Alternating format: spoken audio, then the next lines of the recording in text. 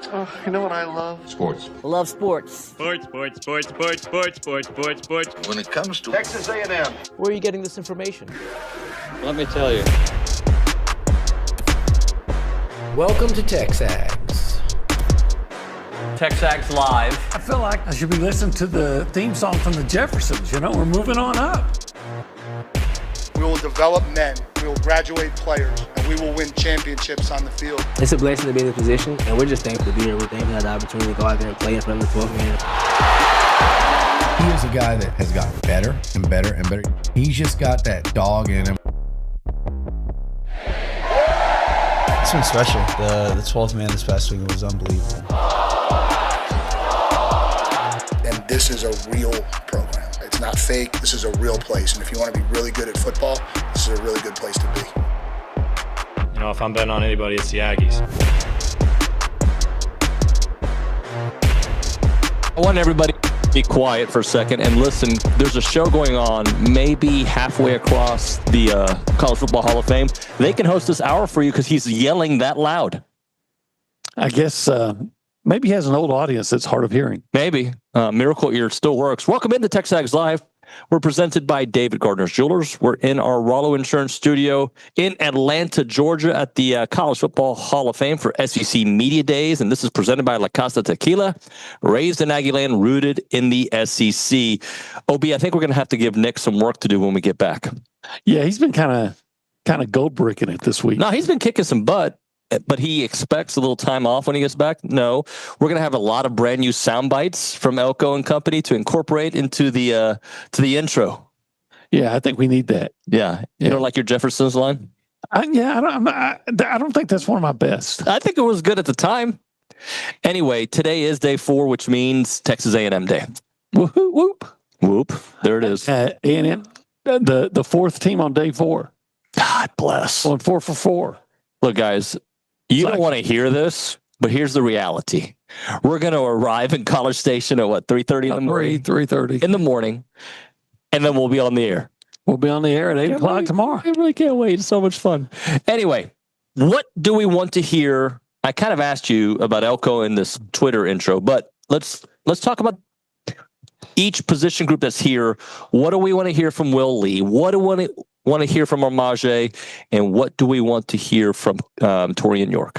Well, a lot of things is we want to hear the same things we've been talking about, for the last several months. Yep. Will Lee, hey, I want to hear. I have no doubts about Will Lee at cornerback. Yep. They're good there. I want to hear from Will Lee about all the other guys that have come in, and is there somebody that's really good on the other side, the other corner? Yeah. Have you seen Tyreek Chappelle, and does he look like he's back to form? And can y'all play zone defense this year? Because of course, the last thing we heard, the last press conference of last season was calling out the zone, the inability to play zone defense. You think that'll be a question for Elko during the show? I think it will be. Yeah, I think it should be. It probably will be up until we get to the season and they actually play some effective zone defense. What do we want to hear from Torian? I think that I've discounted the linebackers, but when you think about it, Scooby and Torian, that's solid. And Torian's getting a lot of props around the country. He really is. I saw him on some All-American lists. Yeah. I thought the linebacker play, quite frankly, maybe I missed it, but I thought the linebacker play was up and down last year. When they were good, they were good. When they were bad, you saw long runs, and we saw too many of those. So have you made improvement? Not just you, but the linebacker room. Maybe he knows somebody else that's willing. I'm not willing, but ready to emerge. Another one of those linebackers like Sanford or Jernigan or somebody like that. Yeah, I'm interested in all that. I do want to talk to Coach Elko about a couple different things. Marcel Reed's growth, right? Mm-hmm. All the work, literally and figuratively. Yeah. How much bigger is he? Because his goal was what, to be 195. Yep. And he was what, 175 last year? I think he's about 178. I think he topped out at.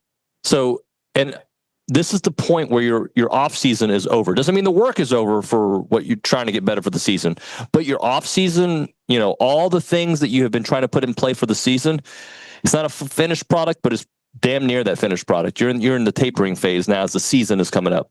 Yeah, I think at least physically you are who you're going to be. Yep. When they start practicing, about 2 weeks?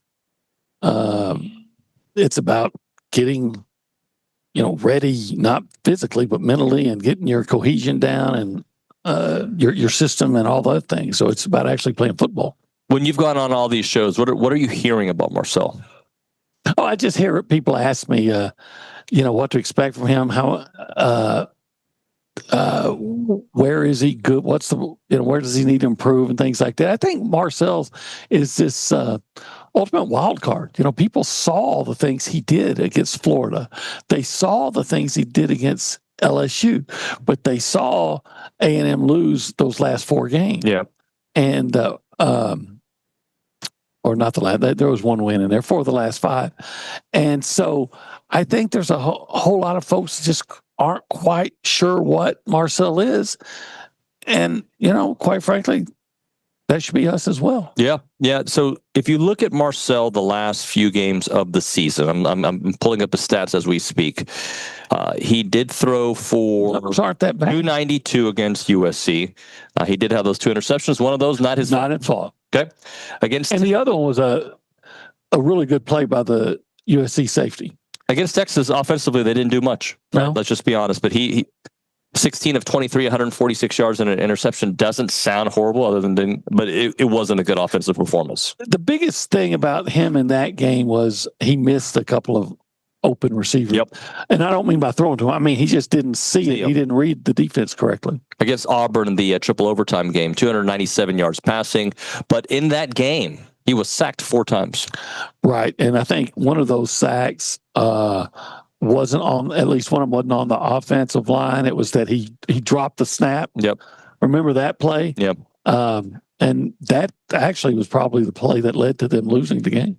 And then the South Carolina game is where he threw for 206 yards, brought them back from a 17-0 hole to, 2017? And he got sacked 3 times in that game. The second half was just not a good. I mean, the first quarter and the second half were not good. The second quarter. Really good second quarter there. And he had moments in the second half, but then, of course, we remember they had first down at the 30, 25, and threw that interception on the sideline when just run or throw it away. And that's so where Marcel has to get better. His arm strength is fine. He's obviously a scintillating runner. I think he runs the zone read better than any quarterback I've seen at A&M since Trevor Knight. Doesn't mean he's perfect, but he's really good at it. He has to get better at reading the defenses and just making the correct decision under duress. I don't think the Aggies need Marcel to be great. They need him to be really good, because if the pieces around them are what I think they are, then he doesn't have to be the best. Now, if he's their best player, we'll take it, obviously, right? Sure. But what I'm saying is, the season does not fall on his shoulders unless he's bad. If he's really good, I think this team is strong enough to have that kind of season we think that they can have. Yeah, and I do think he's going to be better. We've been repeating that for the last 6 months. I think he's going to be better than he was last year. But to your point, Carson Beck, when he had really good talent around him, the guy looked like a Heisman Trophy contender. Yeah, he did. And when Bowers and Ladd McConkey were hurt, maybe the offensive line, the running game wasn't as good. He got kind of exposed. Which is what I've been saying on these shows about about Lenore Sellers. Uh-huh. SEC Mike asked me for a hot sports take, and I said, I don't think Sellers is this Cam Newton that everybody's saying that he is. I think he was last year, but to me, to be that level of quarterback, you have to be transcendent. You have to make everybody around you better. And I think he did that last year for that South Carolina team. But the pieces around him this year are not the same pieces. And I don't know if he is that kind of player to make them all what we saw last year. I think they're offense is going to be very similar to what it was last year. Maybe not quite as good because I don't think the running back, whoever it is going to be as good as Rocket Sanders. Right. But the receivers are pretty much the same. The offensive line wasn't good last year. Right. Remember, they were giving up a lot of sacks. Yeah, A&M didn't take advantage of it. So I think Lenore Sellers can be a whole lot like he was last year. I just question if they're going to stop him. And we've talked about that too, because the defense, I don't think is going to be nearly what it was. And as good as Lenore Sellers was, I really think the key to the success last year for South Carolina was the defensive line. Yep, I agree. And secondary. By the way, if you want to be a part of the conversation, today's probably the day that you can get in because we've interviewed everyone. Pretty much. We had Moses on. We've had them all. We've had everybody on the program. But if you want to be a part of the conversation, you can call us up, 979-693-1150. That's the Buppy's Catering and Bartending Hotline, 979-693-1150. Typically, we're at the Holistic Planning Cool Zone. God, that place is so cool. Yeah. It's great. It'd be kind of nice, but a little bit cooler right now. Yeah, there's times that I'm really cold here. Times I'm warm. It's like there's no in between. So a couple of questions on the YouTube page. Okay. Frank the Tank says, good morning, Nuño and OB. Quick question. Can Shamar Stewart actually play for us one more season? No. Well, I would say no. I don't think he's allowed to. Well, he's not allowed to by the current rules. However, we've noticed rules are changing. Like Diogo Pavi, all of a sudden your junior college years doesn't count against you. All of a sudden you can, at one time you were only supposed to transfer once, and now you can, and now guys are getting 5th years and 6 years even. So Cincinnati needs him. They don't have a lot of depth on their defensive line, and they drafted him in the first round for a reason. They're going to have to come to a resolution here soon enough. So no, I don't believe it's not possible. And no, I don't think it'll happen. But the way things have been going in college sports now, I wouldn't just completely dismiss it. The other question from Chris Ziegler. Speaking of Marcel, why did they not bring him to media days? They haven't brought a quarterback since 2019. It was 2019. My only theory is that, again, when Kellen Mond said that he was the best quarterback in the SEC and they had Tua Tagovailoa and Joe Burrow, then maybe they said, hey, maybe we need just to slow down on the quarterback situation. I don't know. That's obviously not it. But I was talking to Billy about it yesterday, and I think he was on SEC this morning with Burns and Doring, and he was saying Coach Elko wants to bring his studs, right? Like the seniors and the captains, right? And that's why we have... Yeah, I'm of the mind that if you know who your quarterback is, no matter who the team is, you should bring him. Now, if there's a competition, I get it. Now, I can remember back in Kansas City at the Big 12 media days in 90-something, or maybe it's 02, I guess it was, 03.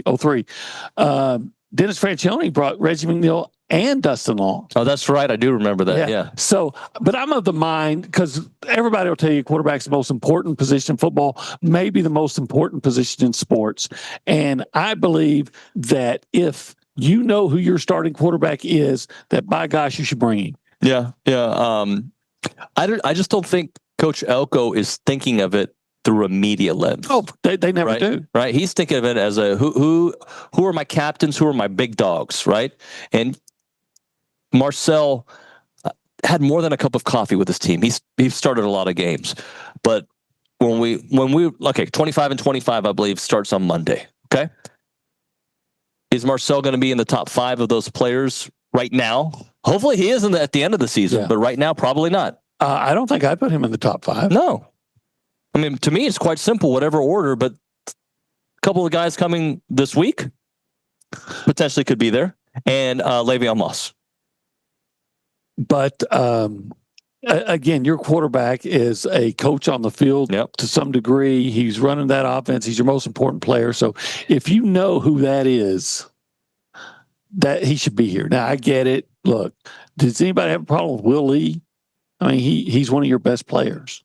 Maj Reed Adams, one of your best players. On top of that, he's a good quote. Yeah, he's a great quote. And Torian York. Quote. So and a captain. So I understand his way of thinking. I just believe that, who the fans want to hear from the most. And I think it's almost always the quarterback. Because if you have a quarterback controversy.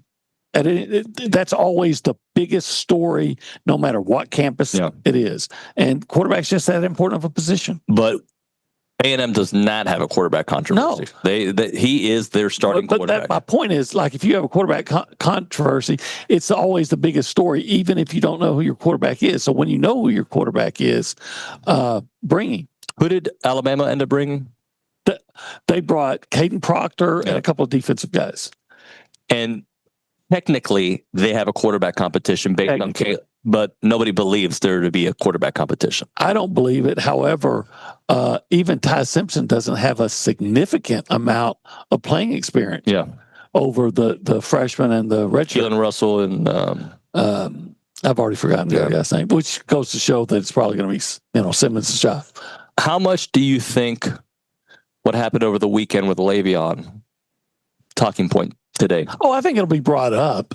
But I mean, it sure seems like, from what I've read about it, it's so minor that, maybe if the cop could have said, hey, just, go this way and you go that way. And well, what's interesting about being here is that we're very inside. We get to see and hear a lot of things that the national guys don't.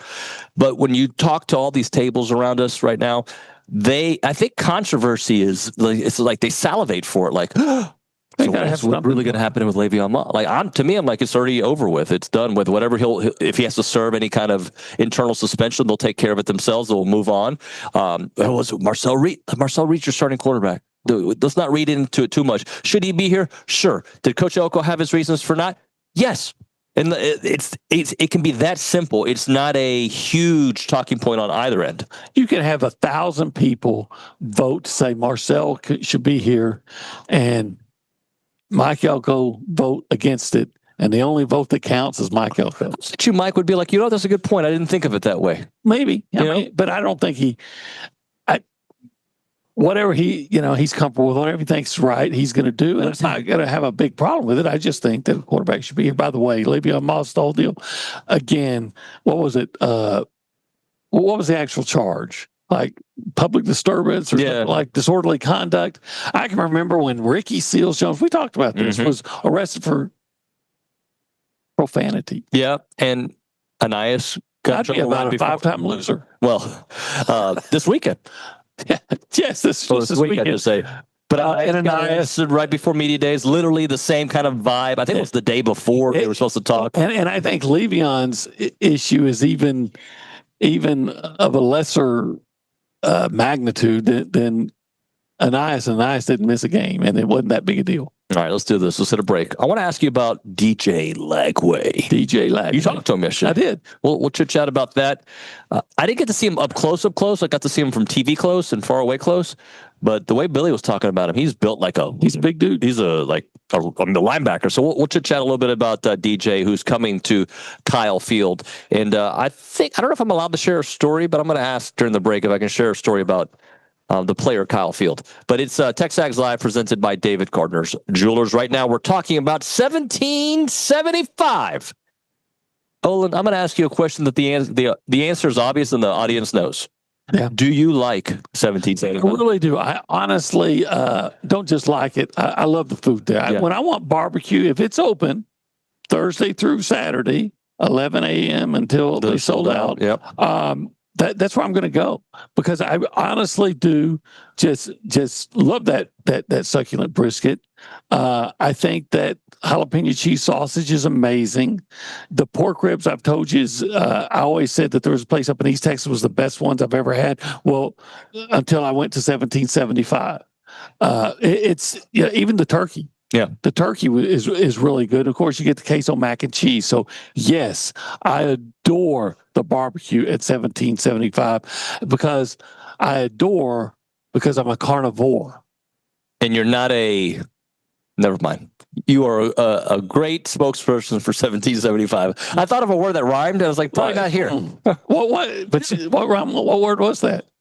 I'll tell you more later. Tell me more about the carnivore. Texas Monthly's top 100 barbecue joints. It is 1775. Call them up at 979-492-6241. 1775, txbbq.com.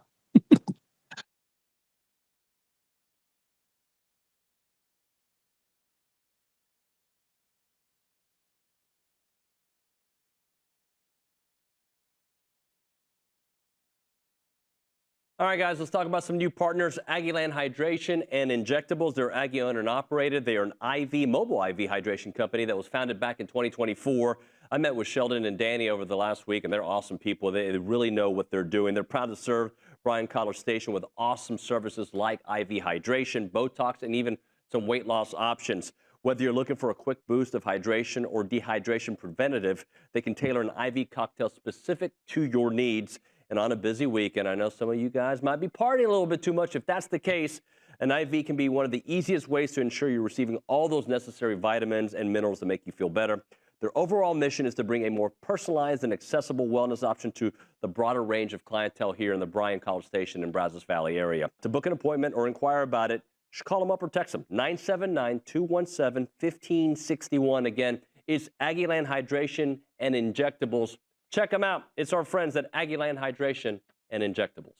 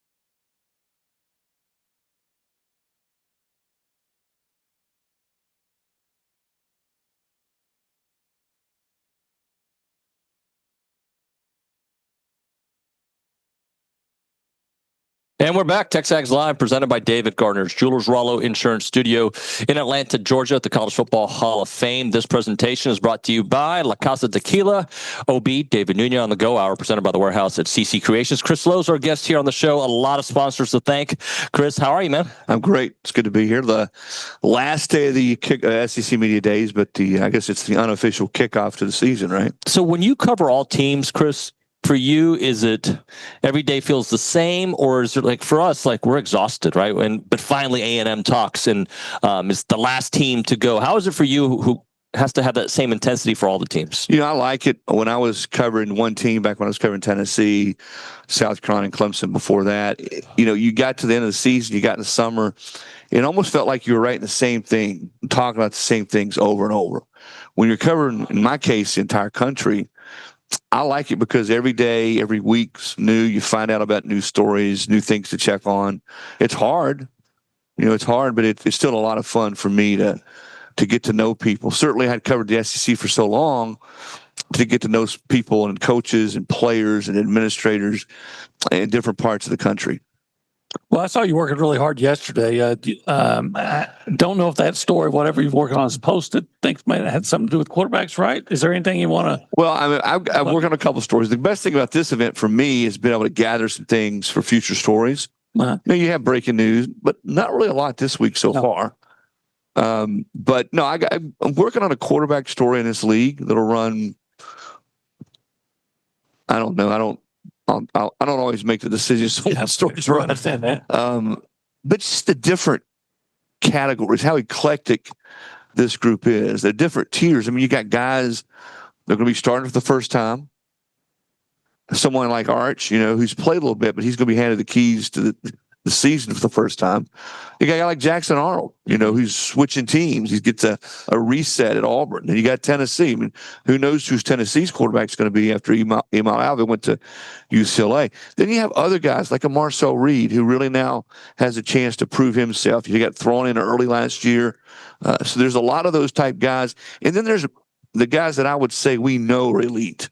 DJ Lagway, Norris Sellers, Garrett Nussmeier. I mean, those guys all, I think, are going to have a long career in the NFL. And I think Arch will too, but Arch hasn't played as much as a guy like Sellers or a guy like Lagway. And then Diego Pavi. I mean, is there a more fun or entertaining guy to watch play than him? So, and I know I've left guys out, but it's going to be a fun year at quarterback. Ty Simpson's another one. He seems like he's been at Alabama for 10 years. Right. But it's really his fourth year, but he's not started until this year. And the two sort of blue bloods in the league, quote unquote blue bloods, I got to be careful. Right. Georgia existing blue bloods, Georgia and Alabama, don't have quarterbacks that you would point to and say, this guy's an NFL player. Right. Simpson's getting his first shot to play. Gunnar Stockton played a little bit in the playoff last year, but certainly hasn't had to lead the team all. So I think that to me is one of the big storylines in the league this year. Which of those quarterbacks can really break out, lead their football teams, and make the greatest impact? Chris, am I going out on too far of a limb here saying that I think Alabama is going to be in the SEC championship game, which sounds ridiculous to say out loud because it's Alabama, but I have them winning it over Georgia, and that's a lot of faith in a quarterback I haven't seen much of. Well, I'll start here. I think they'll be a lot better on defense. Deontay Lawson's health at linebacker is important. He blew his ACL last year. He's as good a linebacker as there is in college football if he's healthy. So I think they will be better on that side of the ball. They didn't lose anybody. Some guys came back on defense that maybe could have gone pro.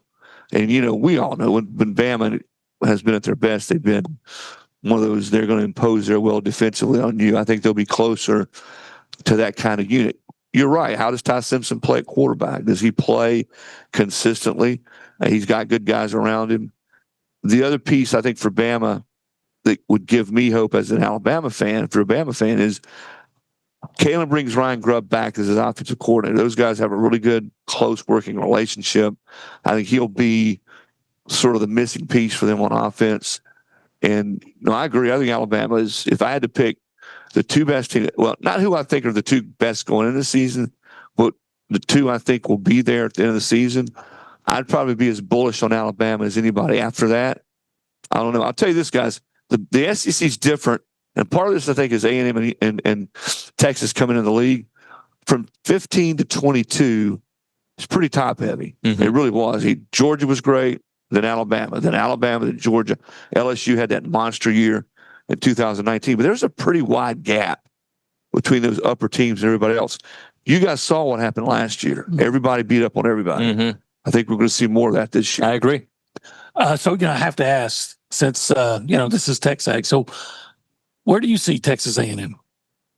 Well, you go back and watch them last year, I think mid-October, going into late October, they probably had been as consistent as anybody. They just, I don't know if they ran out of gas, if they just didn't finish well enough. So I think being able to sustain that, listen, they do, and I think will do something that you've always got to do to be good in this league, and that's run the ball. They should be as good or as strong up front offensively as anybody. You know, if you ask any coach, where do you want to be good? Well, number one, you'll be good at quarterback, right? Number two, you want to be good on the offensive and defensive lines. Now, they lost some guys up front defensively, but I think Mike has recruited well enough and they've developed well enough and brought in some new guys from other places that will be good again. But I like the fact that running game, their offensive line, I think that will help them play the way Mike wants to play, dictate the pace of the game, not always just shorten the game, but just be able to do what you want to do and not be in a lot of third and long situations. That's the thing with Marcel, is I think they're good enough up front, and I think they got good enough running backs, so they're not going to have to throw everything on his shoulders and ask him to go out there and beat teams. He will be capable of doing more, I think, this year than last year. But no, I like where they are. I think they're in that group of teams to me. Let's say if you go Bama, Georgia, Texas as maybe the top three, then maybe 3B, maybe LSU. Then after that, there's like 5 teams that I think could make a run. A&M, Ole Miss, South Carolina. I think Oklahoma will be improved. I think all of Tennessee probably would be in there. Much again like we saw last year. So I think a lot of it is who stays healthy, who could stay healthy. Of those quarterbacks we discussed, who really breaks out and could be the leader of their team, and then win in the close games. You know, I mean, I don't know what you guys watched A&M a lot closer than I did. When I was there in Florida and they hammered the Gators there in their second home game and continued to play at a pretty high clip, and then just something seemed to be missing. Their best offensive player goes down. That's right. And that hurts. And that's why I say staying healthy is probably, in this era of college football, if you're going to win a championship, you got to play 16 games. Yep. You're right. You're exactly right. Maybe 17. Chris, let me close out with this question, because I've been banging the drum this week, and I feel like I'm in the minority. I feel that we could see 1 or 2 9-3 teams in the SEC championship game because of everything you just outlined. Yeah, I agree. I mean, last year, Georgia was close. They had to beat, what did it take, 8 overtimes to beat Georgia Tech? Yeah. And they would have been a 3-loss team going into the championship. Now, that's an out-of-conference game, but still they would have been a 3-loss team going into the SEC championship. A&M as well, by the way. That's right. So I think there were a lot of those scenarios last year that could have happened. Texas won some close games. I was in Nashville for their game against Vandy. People forget Texas had to recover an onside kick at the end of that game to seal the game. Mm-hmm. The league is closer 1-10 than it's been in a long time, and I would not be shocked, as you say, to see a 3-loss team. The question then becomes: last year the SEC didn't get credit for its schedule. Will they this year? You know, will there be a 9-3 team that could make the playoffs? Yeah, that's take back to the question though of the what you're saying about the. How many teams should get into the playoff, right? Do you agree with Greg Sankey's position that, hey, the SEC should get 4 teams based on, when it goes to 16, based on the fact that the competition is so strong? Or are you one of the guys that say, hey, I like the 5-11 model and earn your way in? Well, the Big Ten is the one pushing for the 4 automatics no matter what. I think the SEC would be good with the 5-11 because I think they feel like most years they get 5, at least 5, maybe 6 teams in. The sticking point is going to be how many league games the SEC plays. The coaches don't want any part of the 9th game. Greg Sankey would like to play a 9th game. I think the presidents and chancellors, for the most part, will be on board because ultimately that's going to mean more money, right? Mm-hmm. And all these schools are looking for more money that they have to pay $20.5 million in rev share. And the coaches may want one thing, but the coaches don't make the decisions. Chancellors and presidents, and typically if the commissioner wants something, certainly a commissioner as strong as Greg Sankey, he's going to get it. I think we get to 9 games. What I don't know, will it be in time for the 2026 season? Because you got to make a decision on that pretty quickly. Yeah, probably the next month or 2. Or will it be, can they get it done before that? The Big Ten says they're not budging. They're going to stay in their mind on that 4 automatic qualifier and not the 5-11 unless the SEC goes to 9 conference games. I sort of get that. I've long been a proponent for 9 games. I understand how tough the league is and the grind. I get that. It is. That's not something that's made up. It's real. But at some point, we need to see more SEC teams playing each other throughout the course of the season. I hate the fact we don't see Auburn and Florida play as much as they used to. I'd hate to think that, we're not going to see Texas and Arkansas play or Texas A&M and Arkansas play. And if you play a ninth conference game, you're going to ensure that you get more of those games on a regular basis. Chris, thank you so much. Appreciate your time, sir. You bet, guys. All right, we'll hit a break here. We'll come back. Right now, a moment for Caldwell Country Chevrolet Highway 21 in Caldwell, online at caldwellcountrychevrolet.com.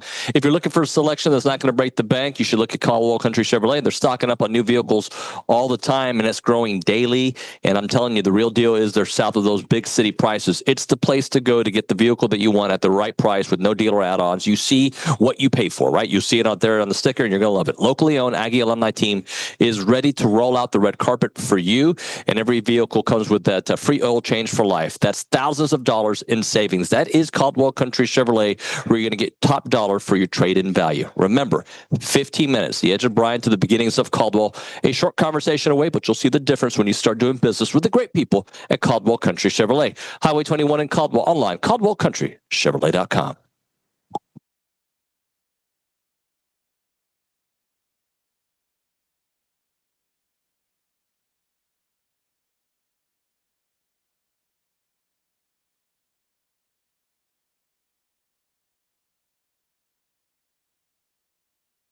Hey everyone, David Nuño and Olin Buchanan and OB. Typically, we start off the show in this section, and we call it the Holistic Planning Cool The cool zone. Yeah, it's pretty cool. What do we know about holistic planning? Well, a lot of cool stuff. For instance, holistic planning can help you with your investments. I love that. They can help you with your taxes. So I don't like paying taxes. You can get that money from your investments, and they keep it. They'll help you keep it away from the government. Yep. Not all of it, but more of it. And then they'll even help you with your estate planning. When you're old like me, you got to make sure some of that money you made is there for when you want to retire and just enjoy the rest of your life. You want your estate to be planned, but they also do something else. Yeah, well, if you are like, say, a sports fan, and you've always wanted to... Everybody watching us, right? Yeah. And you want to always dream of being an owner, well, in a certain way you can, because they will broker the deal for you to invest in pro sports. Yeah, what you need to do is check out investinprosports.com. That's where you can get all the information if you want to invest in a team. I don't know what team. He'd probably try to buy the Cowboys. I try to buy a lot of the Houston teams.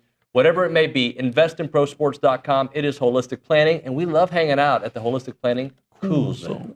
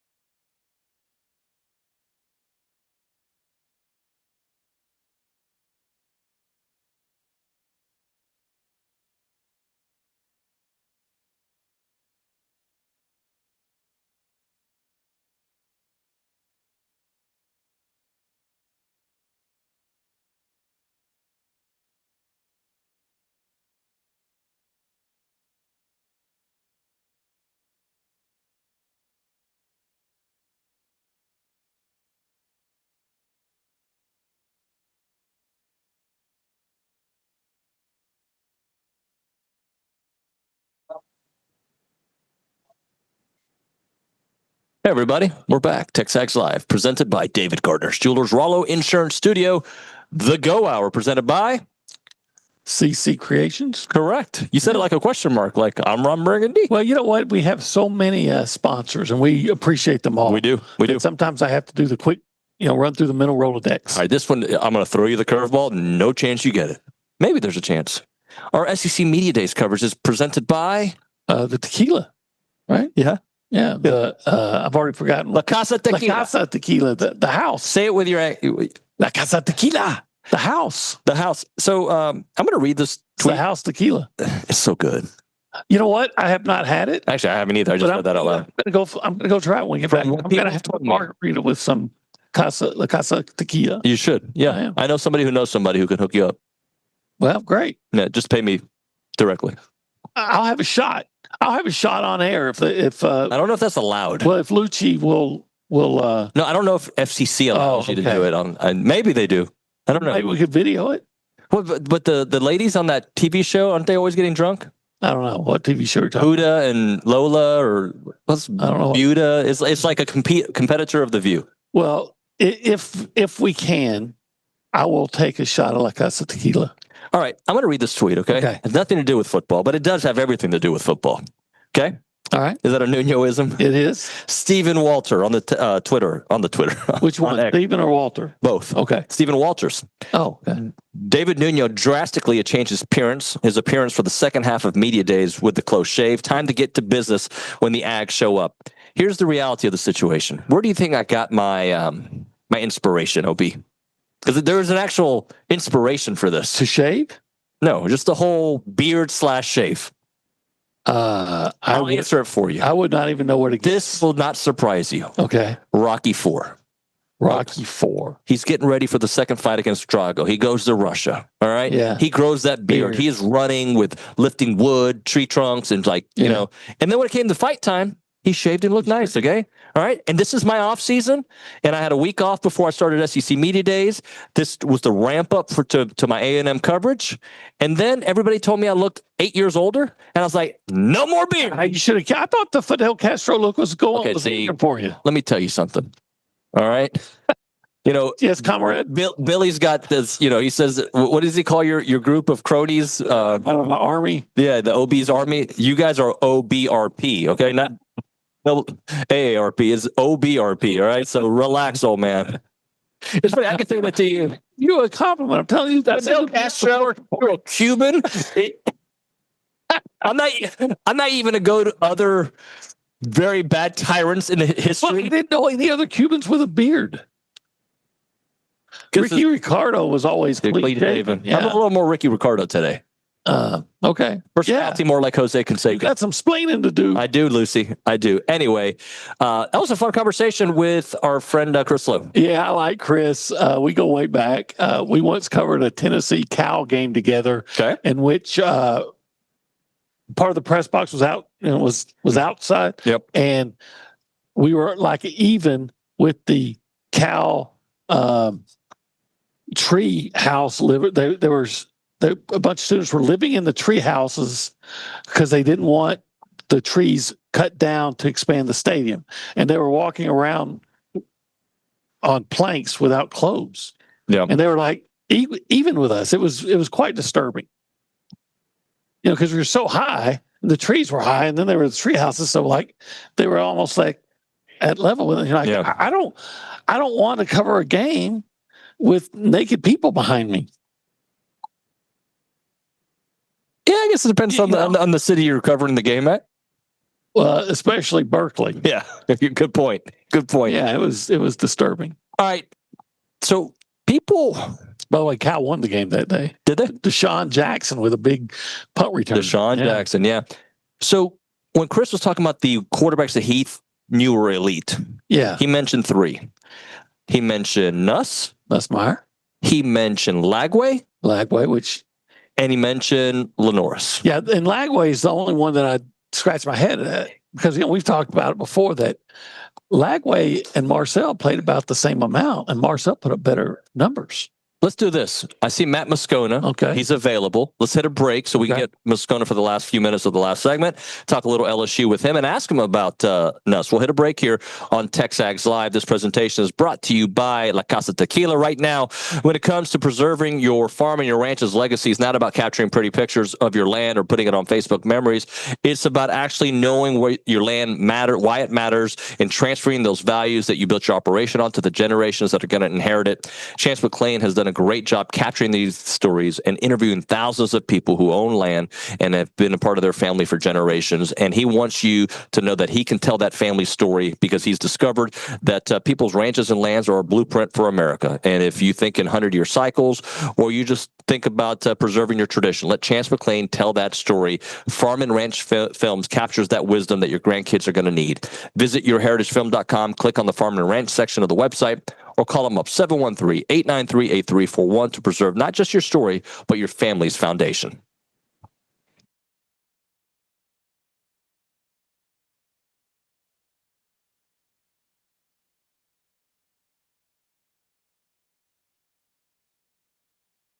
Let's talk a little Snaps clothing. David Nuño here, and I love wearing Snaps clothing everywhere. I've got the flannel on right now. You've seen me in the Tailgater collection with the A&M gear. It is fantastic. If you see me around town with my sons, Christian and Cruz, they've got a bunch of Snaps gear. When they have big games for Consol, they wear nice clothes, so they wear their Snap stuff. And I'm telling you, with baseball season here, let's all kind of go looking stylish and fit to the games there at Olson wearing the Snaps clothing.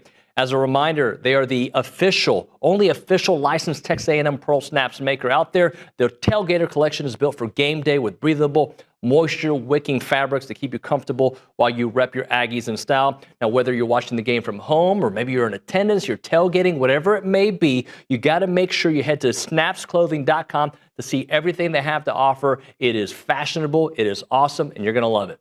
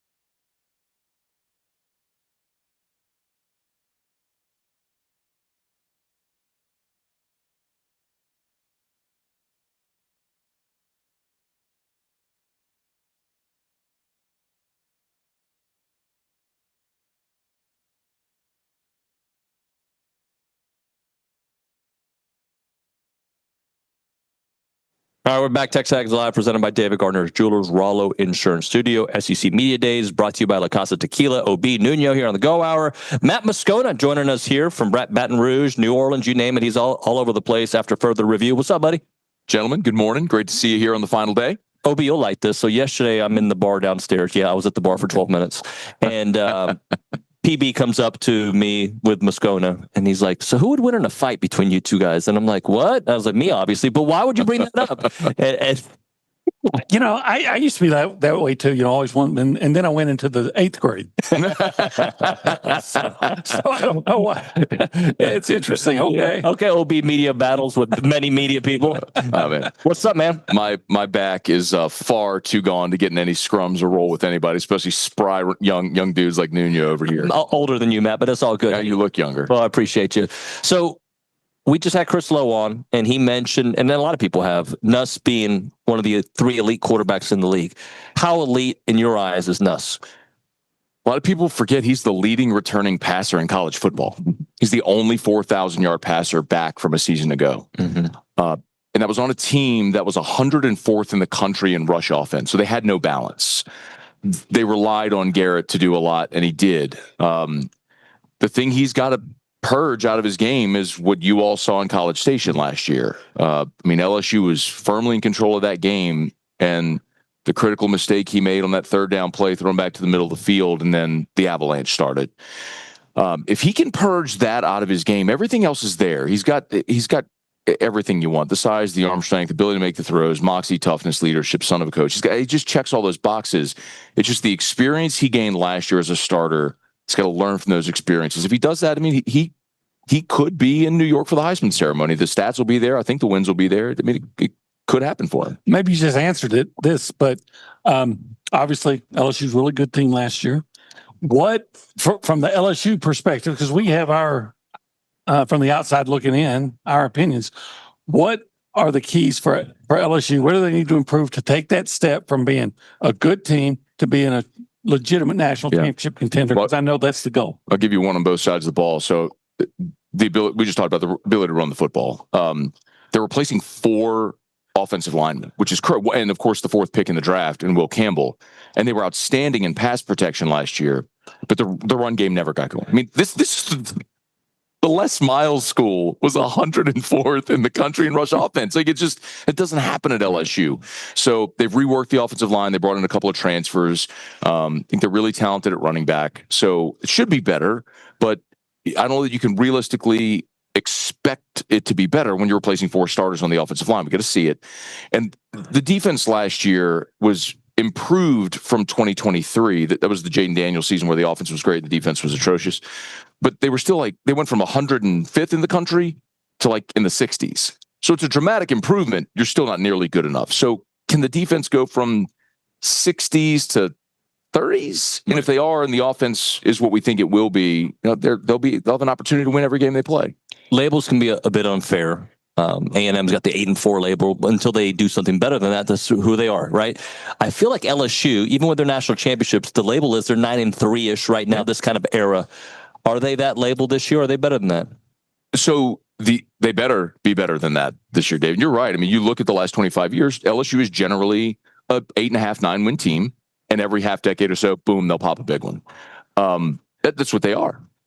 And that's okay. And that's what they were a year ago. That's what they've been under Brian Kelly. But guys, I think a lot of people don't realize what LSU did in the transfer portal this year.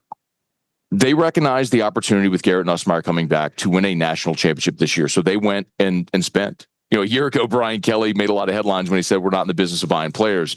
Well, they were in the business of buying players this year because they had the money to do it, and they were going for it. So it's effectively what Ohio State and Ole Miss did last year, LSU did this offseason. They went and bought the best transfer portal class in the country, and they are expected to be in the playoff and make a run for a championship. If they don't do that this year, it is fair to ask, will it ever happen under Brian Kelly? Because all these one-year mercenaries you brought in are going to be gone, and Garrett Nussmeier is going to be gone. So I would expect them to regress in 26. But this has got to be a team where your baseline, you got to be 10-2 and in the playoff. If you're there, you see what the draw is. Can you make a run? We'll find out. But you got to be in the playoff. So if they're not in the playoff this year, and let's fast forward to next year, SEC Media Days, how hot is the seat that Brian Kelly's on? Yeah. Let's say they're 9-3. Yeah. OB, it's a good question. And I know everybody wants to know the answer to it, but here's you all appreciate this. LSU is not Texas A&M. Texas A&M could stroke a $75 million check to buy out Jimbo 100 times and never blink. That's the resources that A&M has. LSU doesn't have that. It's not a poverty program, but it doesn't have that type of resource. If LSU were to fire Brian Kelly after this season, it would cost them $51 million. There's just no reality where that's something LSU will do. So if they don't make the playoff this year and regress in 26, then I think you're looking at, okay, what is the exit strategy? But I've said it for 4 years. LSU gave Brian Kelly a 10-year contract where 90% of it is guaranteed. For better or worse, they are bound to each other financially for a decade. Matt, great stuff, man. Thank you very much. My pleasure, guys. Appreciate you. All right, we'll hit a break here. We'll come back 9 o'clock hour. If you want to be a part of the conversation, 979-693-1150. That is the Buppy's Catering and Bartending Hotline. We'll be back in 2 and 2.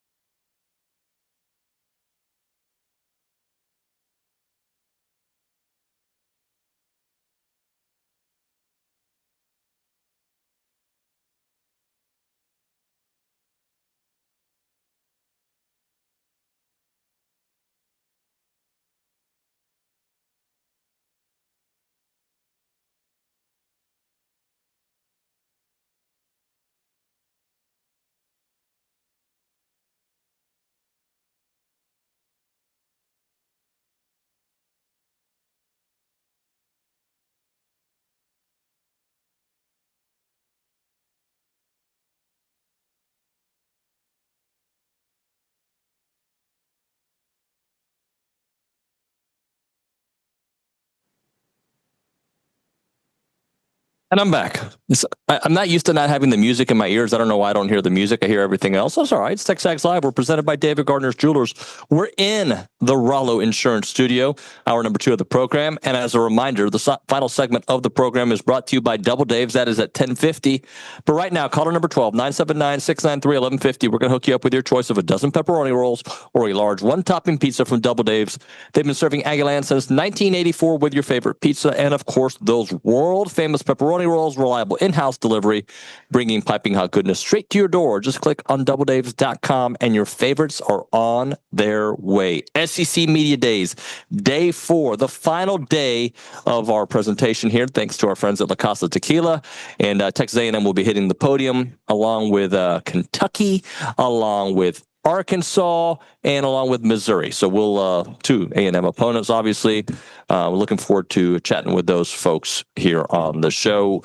And Billy Liucci joining us here on, you started your morning a bit early. We just had a good laugh with Donna. Where'd she go? She just went behind the banner. Donna was sitting there filming she was getting the A&M. There's a core thing there. Me and Nick were standing there, and I didn't want to, you didn't, for fun, I wanted to see. She was filming the helmets top to bottom, and for fun, I wanted to see how long that shot was going to take without her noticing. So I'm sure you're in the glare too. Yeah, I was probably messing with the glare. Yep.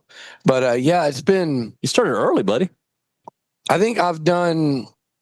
I'm like the who is it that gets more done? There was that commercial when we were younger. That's a good friend Jocko. We do more before. No, not Jocko Willick. My good friend. We do more before than most people do all day, whatever that was. That's do you me. Remember, Kelly? There was an old. That's a David Nuño line. It was somebody texted in. It was an old thing. We do more before than most people do all day. That's how I feel today. There's very few days that I feel that way. Yeah. Today's one of them. I got up and I think Burns, we were all, and the TexAgs crew was there. You were there. Yep. We were all hanging out after dinner last night at the bar here at the hotel, and which is just kind of the watering hole for every. Yeah. It's like in Africa, all the different animals around the watering hole, and that's where everybody kind of convenes at the end of the night after dinners, and we're sitting there. And for those of you wondering, it's great sports talk. Imagine like everyone from around the SEC and college football, and you just moving around talking to everyone. It's always a fun time, and. Burns, I think, ran out of options and asked me if I would do 7:30 with him and CD. So 6:45 I get up, which is 5:45 Texas time. But I do SEC this morning, and then I did 1, 2, 3 different interviews, and then I finished with Cole and McElroy, and that was that one was good, but that was about a 30-minute one, which was great because I usually don't get as much time with them. And now this. So it's been a busy morning, which is not unexpected for A&M Day. But so. Well, I want to encourage you and thank you and hope that you will do what you've been doing, which is encourage me to hang out with you guys late at night. Had such a great time with Jay Brooks yesterday. We got to hang out with him, a legend, and it was great because this is what this event's for, right? Like it's to develop these relationships, and it's interesting. Everybody I talked to says the same thing, Billy. A&M's being slept on. So I guess I'll kind of refocus that to you. Are you slept on when everybody says you're being slept on? Yeah, because they'll say that, and then when it's ultimately time to make the picks, they won't picking A&M up there. We're used to this. A&M's either talked about really highly, or everybody looks and goes, "Man, they could be," because A&M. We're just always in the conversation. I think that's what people don't understand about A&M's time in the SEC. I don't know who was on with us, was like, yeah, they've had I think it was maybe Paul, had a tough run in the SEC. I don't think it's been a tough run. I think A&M has been really solid since joining the SEC. The record of, if you look at the Aggies in the league since they've joined, it's like they may have fallen to 5th, but I know they were certainly like 4th for a while. 4th, and they might still be. They haven't, but because they've been consistent, they've had like one truly bad year, but they've also they've had 2 great years. And it's been a lot of, like everybody says, it's been a lot of 8-4, 8-5, 9-4, 7-5. You know, it's just they've been solid, not special. And every year people look at them and go, man, this could be it. They return this guy. They return these players. They've got all these recruits. It just hasn't worked yet. No. And it will. I know people don't think it will, and it will. I don't know that that's this year, but I do think this team can overachieve in terms of expectation this year. And I am going to pick them at 9-3. Are you? I think that's a hard 9-3 though. I think that's 9-3 where you have a really good record in close games. By close games, I mean, you know, final couple of possessions, second half of the fourth quarter.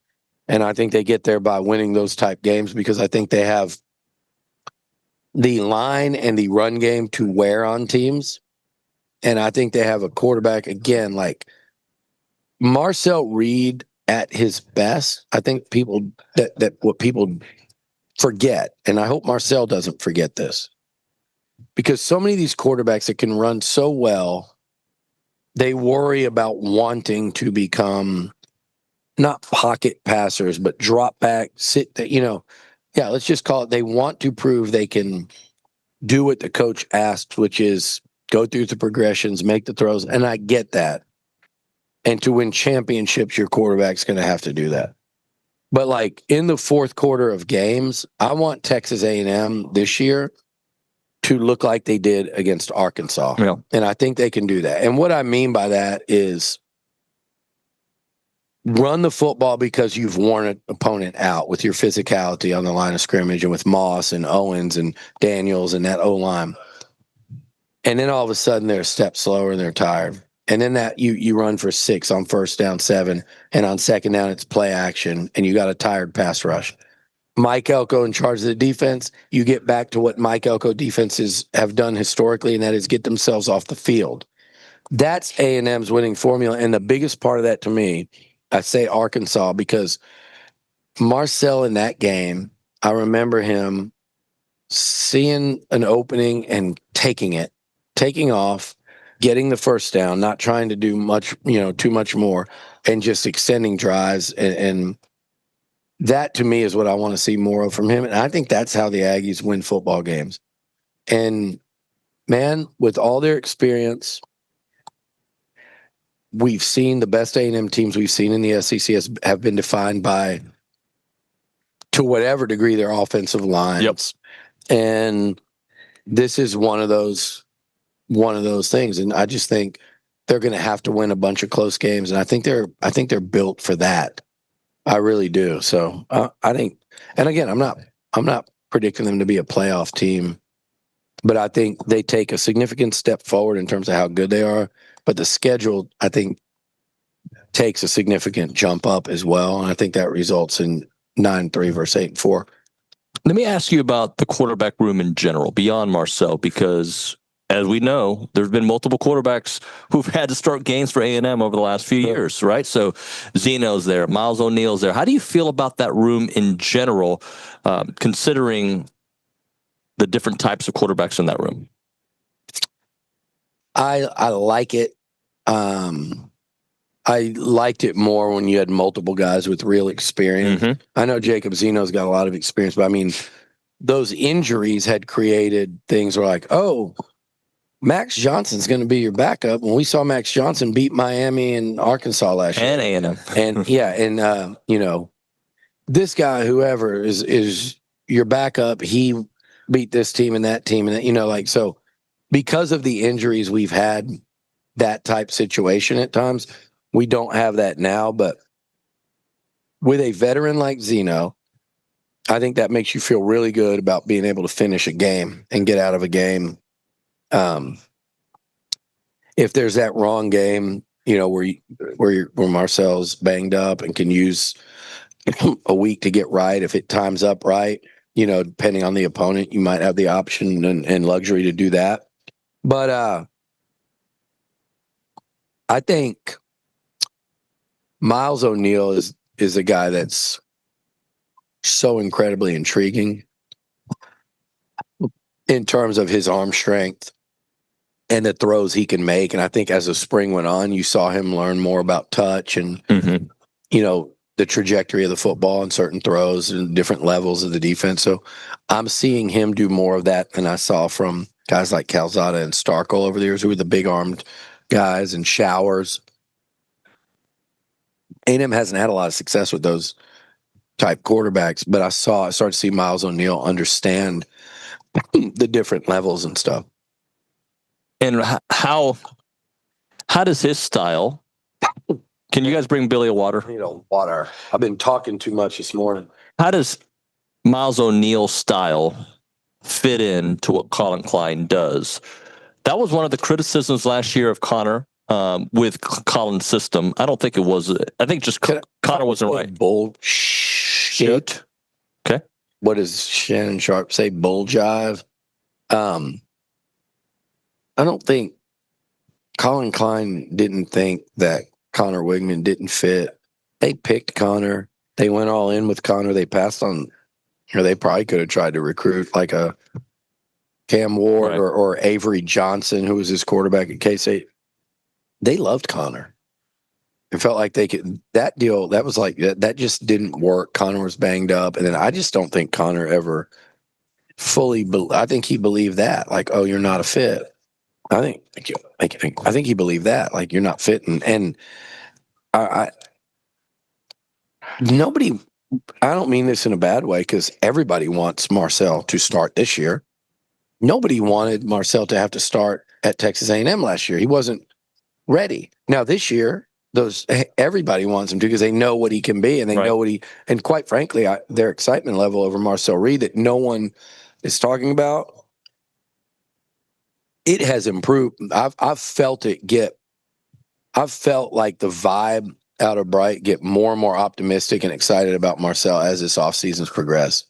Marcel's really made strides, and I mean since December through spring, but especially through the summer. But last year at this time, he's in that depth conversation we're having. He's Miles O'Neill. Yeah.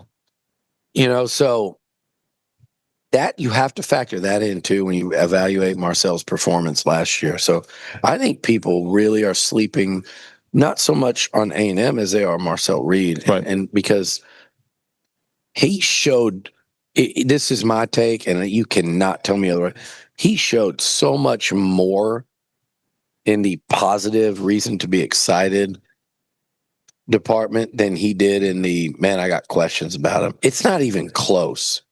And that doesn't guarantee anything, but I'm just saying, if you really took his performances and went good, bad, and then you factored in, what were the bad ones? Well, South Carolina and Texas in particular. Well, those were against two of the best defenses in college football. One on the road in front of 80,000, both without Le'Veon Moss. So as far as that room, I like it. And I would be remiss, though, if I didn't mention they've got freshman quarterback from Florida that is, I'm just telling you right now, Brady is a guy that, he's 17, right? Or he's young, right? He's 17. He's young. He's skinny as all get out. He looks like you on a weight cut. He looks good. He looks he's really skinny, right? But I think no one, I haven't seen it written, I haven't seen it said. I don't think I've said it. I think if I'm looking at like the quarterback of the future, if he's on campus, it might be him. And he is, the way everything about him, I think he checks the box. All the boxes. I'm telling you. And you look, and like you said about Marcel versus Connor or whatever, he's not going to be a runner and run around like Avery Johnson did or like Marcel does. But I think he's the dude moving forward. Again, it's quarterback. So if Marcel is 2 more years as your starter, you know, can you keep a guy happy and on campus? That's every program has to deal with that. But as we sit here today, he's actually a guy who I'm the most excited about, like his long-term potential. I think he's going to be, hopefully it's at A&M. You know, you can never say that. In today's world, you can't. In today's world, but I think he's going to be a special quarterback in college football. I have to ask you, you might get mad, but I'm pissed. Our audience needs to hear it from you. Your thoughts on why Marcel's not here? Because I know you've been asked. Yeah, well, I've been asked 100 times. And were you at our lunch? Yeah. Did you think? Yesterday? No, you weren't there. Never mind. It was all of us at lunch, and we were talking about who's going to be at media days. I did not think Marcel would be. I was adamant about that. Just because I know Mike Elko. You know, there's not a rule that says you're quarterback. And even PB this morning was like, it's almost insinuating like, is he QB1 if he's not here? Well, yeah. I can state as confidently as I can, there's not a quarterback battle this fall. Marcel Reed's QB1. He's the guy. But Mike Elko's deal is, if you know him and you follow him at all, what's he going to do? He's going to bring his captains. I heard he did ask Zune, like, hey, you know, you're a captain. Do you want? And he said, no, I'm fine with somebody else going. You know, for the players, you've been there, done that. But he's going to bring his captains. Armaje Reed Adams and Torian York are that. And Mike Elko is first of all, that kind of is, you always bring a defensive player, right? Right. I would have thought you'd bring maybe Will Lee over him. That was my debate. Is it Will Lee? Because Will Lee was the best player on the field this spring for the Aggies. And I would have thought maybe Albert Regis is another guy that would have been strong consideration. Yeah. Elko is like a reward you for your performance coach, reward you for certain things like captaincy. And that's not to say Marcel didn't play well last year, but like, I think he's like, in his mind, like, yeah, Marcel Reed better be here next year as my captain, as a guy going into his third year as a starting quarterback, and be the guy that we bring here. We know he's great on Mike. We know he'd handle this environment well, but I think he had, you know, it's like, earn it on the field and you'll be here. I think Casey Concepcion would be here had he played a single snap in an A&M uniform yet, because that's the kind of reputation he's already established, which is what Armaje did at this time a year ago, he and Nick Scorton. So, no, it didn't surprise me one bit, but I get the question because it's a starting quarterback and it's just kind of the expectation, and people want to read into that there's something wrong. Now, would you have loved to say, yeah, this guy won a captain spot because he just kind of, that leadership was like John Mateer seems to have done at OU. The difference is John Mateer's played a lot more college football than Marcel Reed has. A lot. And he's older and he's, you know, so I think if Marcel's your starting quarterback and he's not here next year, it's a fair question. I think right now it means you don't know Mike Elko. Let's set a break. I want to ask you, do you remember who the commercial was yet? Because we've had a lot of responses. No, I don't. Army. That's what I thought. Yeah, Army. If I would have bet money, it was going to be Army. It wasn't. For a minute there, I thought Wilford Brimley and Quaker Oatmeal, but that guy ain't up doing jack. Well, he might be. I don't know. You don't know, so don't say it. Yeah, I don't know. Let's hit a break. I agree. I think he's pass, but I'm not sure. Thoughts and prayers. Callie, please look. You're looking at Shane Gillis over there. No, that's Chris Lowe. They don't look alike. Oh, I just saw a black shirt. Poor Shane or poor Chris. Poor I don't know. Chris. Yeah. I mean, Jesus. It looks like him. He dresses like him. They're kind of similar size. No, like they don't look alike at all. One guy's got a clear mustache. The other guy doesn't. He's got a clear What's a clear mustache? Like you can see Shane's mustache from an hour away. Oh, I thought you meant clear, like you see through it. So, Wilford Brimley, look him up, see if he's alive or not. Do you want to do another segment? Sure. I mean, that sounds exciting. Thanks. Sure. Looking for a reason to move back to Aggieland? Look at the Association of Former Students. They have positions open all the time. You can look at fundraising. You can look at corporate sales. You can look at marketing. You name it. They are the nation's premier alumni association and the oldest organization supporting Texas A&M and in support of that Aggie network. They play a part in every Aggie story from Howdy to here. Don't miss opportunities to help out the association with Howdy Socials, Aggie Ring Day, class reunions, Aggie Muster, and everything in between. Join a team that exemplifies those Aggie core values of integrity, leadership, loyalty, respect, and selfless service, all in support of that worldwide Aggie network. So if you're interested in joining the team or sharing with someone that would be a great fit, please visit tx.ag/association jobs to apply and get more information on each position. It is the Association of Former Students.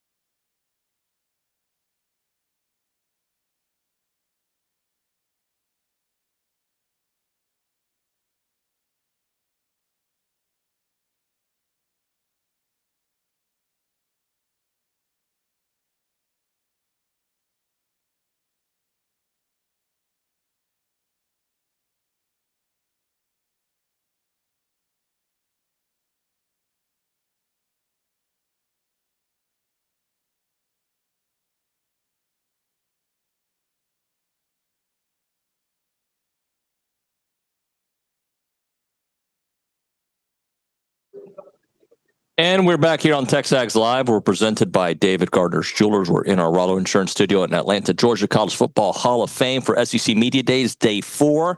Our coverage is brought to you by La Casa Tequila. Billy Liucci is with us as we continue chit-chatting about A&M hitting the podium later on this afternoon.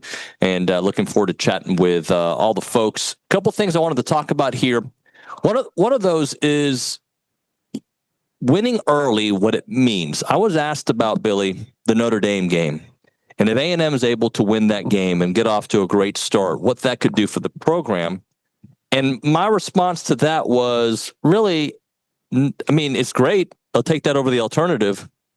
But for me, it's what you do in November. Yeah, I want that Notre Dame game. Please don't get me wrong, but a great start, we saw that last year. I'd like to see a great finish. Won't we all? That breath tells not that it smells. Well, it's probably coffee breath. But it just like David, I don't want to talk about this crap. That breath. It's not. You've had people on with far worse. Trust me. I didn't. I know some of your guests and some of our regular guests. And there's sometimes I have to back off. Yeah, I can't. Yeah, it's bad. By the way, you're not. So congratulations. Thank you. As a radio host, that's the highest compliment I can give you. And I drink coffee. You're not hot breathing anybody. But you know what I do? I'll go get some toothpaste, put it on my mouth in between segments sometimes. I don't like I like that minty fresh feeling. Like a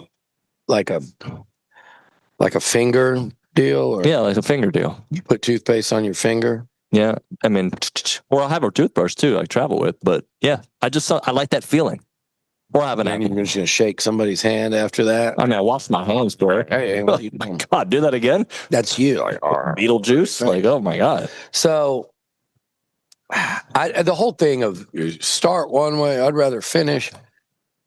I got news for you. It doesn't matter. There are 12 games, and the record is going to be added up. It's going to be 12.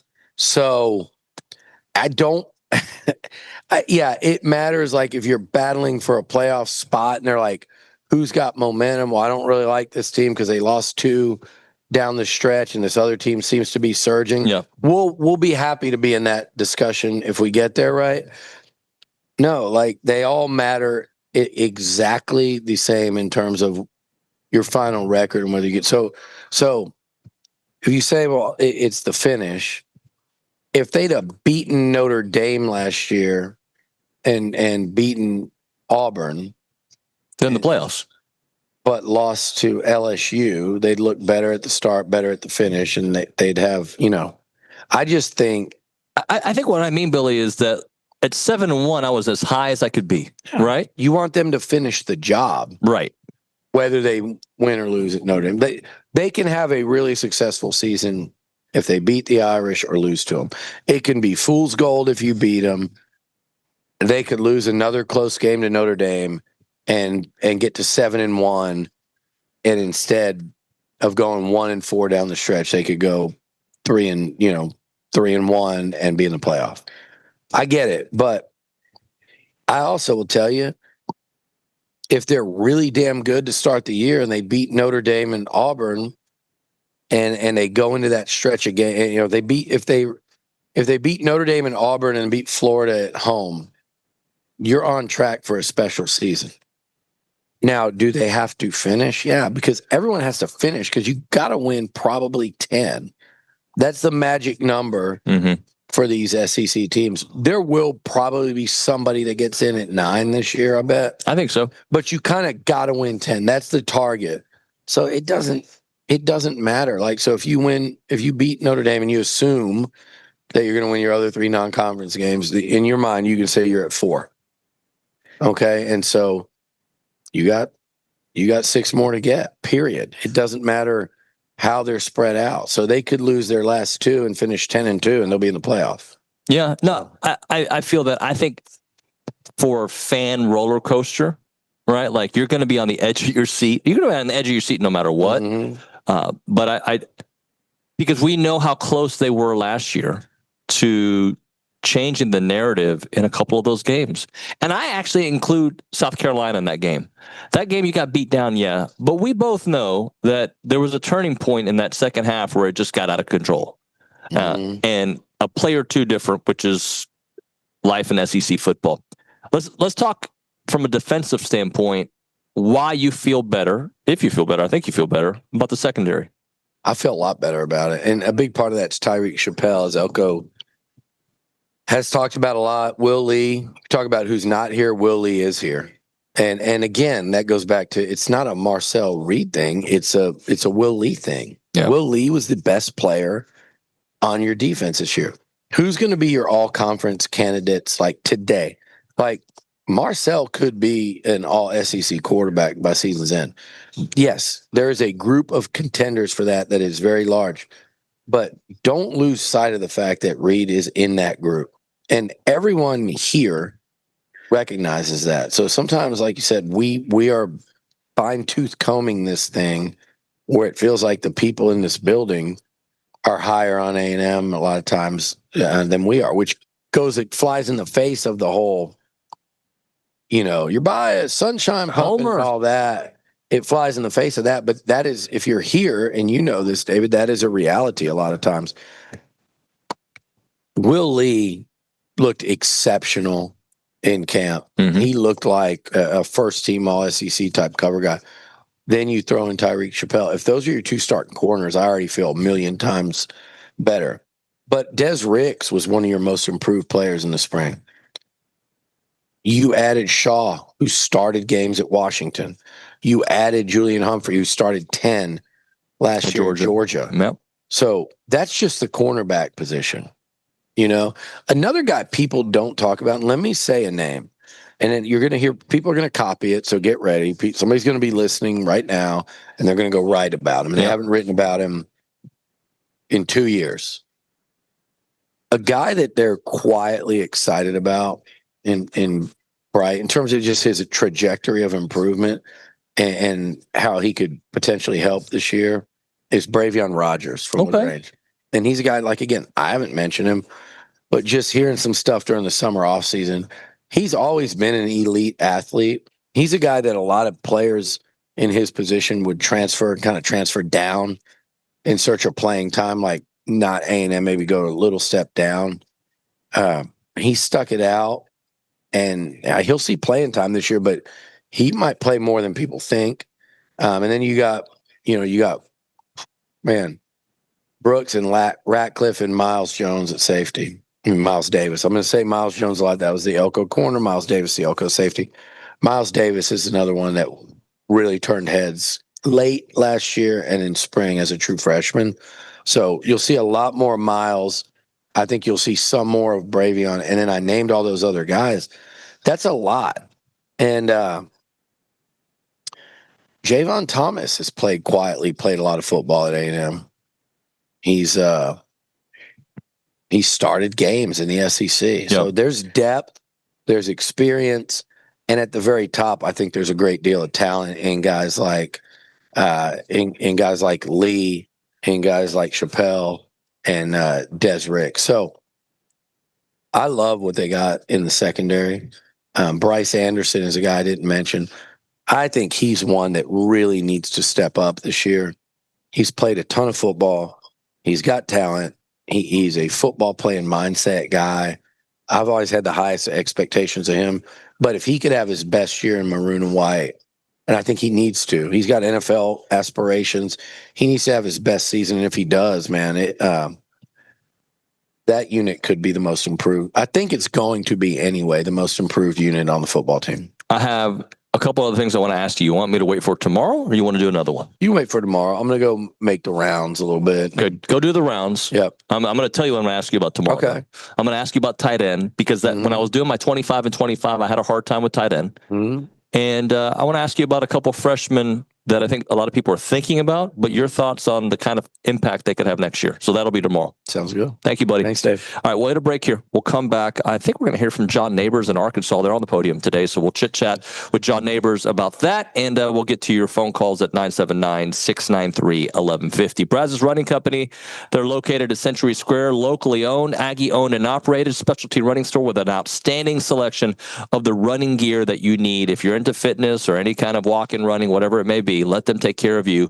They've got all the brands, Brooks, On, and Hoka. They're passionate about running and finding the right shoe that fits your needs. They will evaluate your gait, find you the right shoe for your exact pattern, right? And they have other brands that you'll love, from Viore to Duck Camp to Turtle Box speakers with the maroon accents and handles, Stanley Cups, you name it. They got it at the Brazos Running Company. Located at Century Square below the Star Cinema Grill in College Station, it is the Brazos Running Company.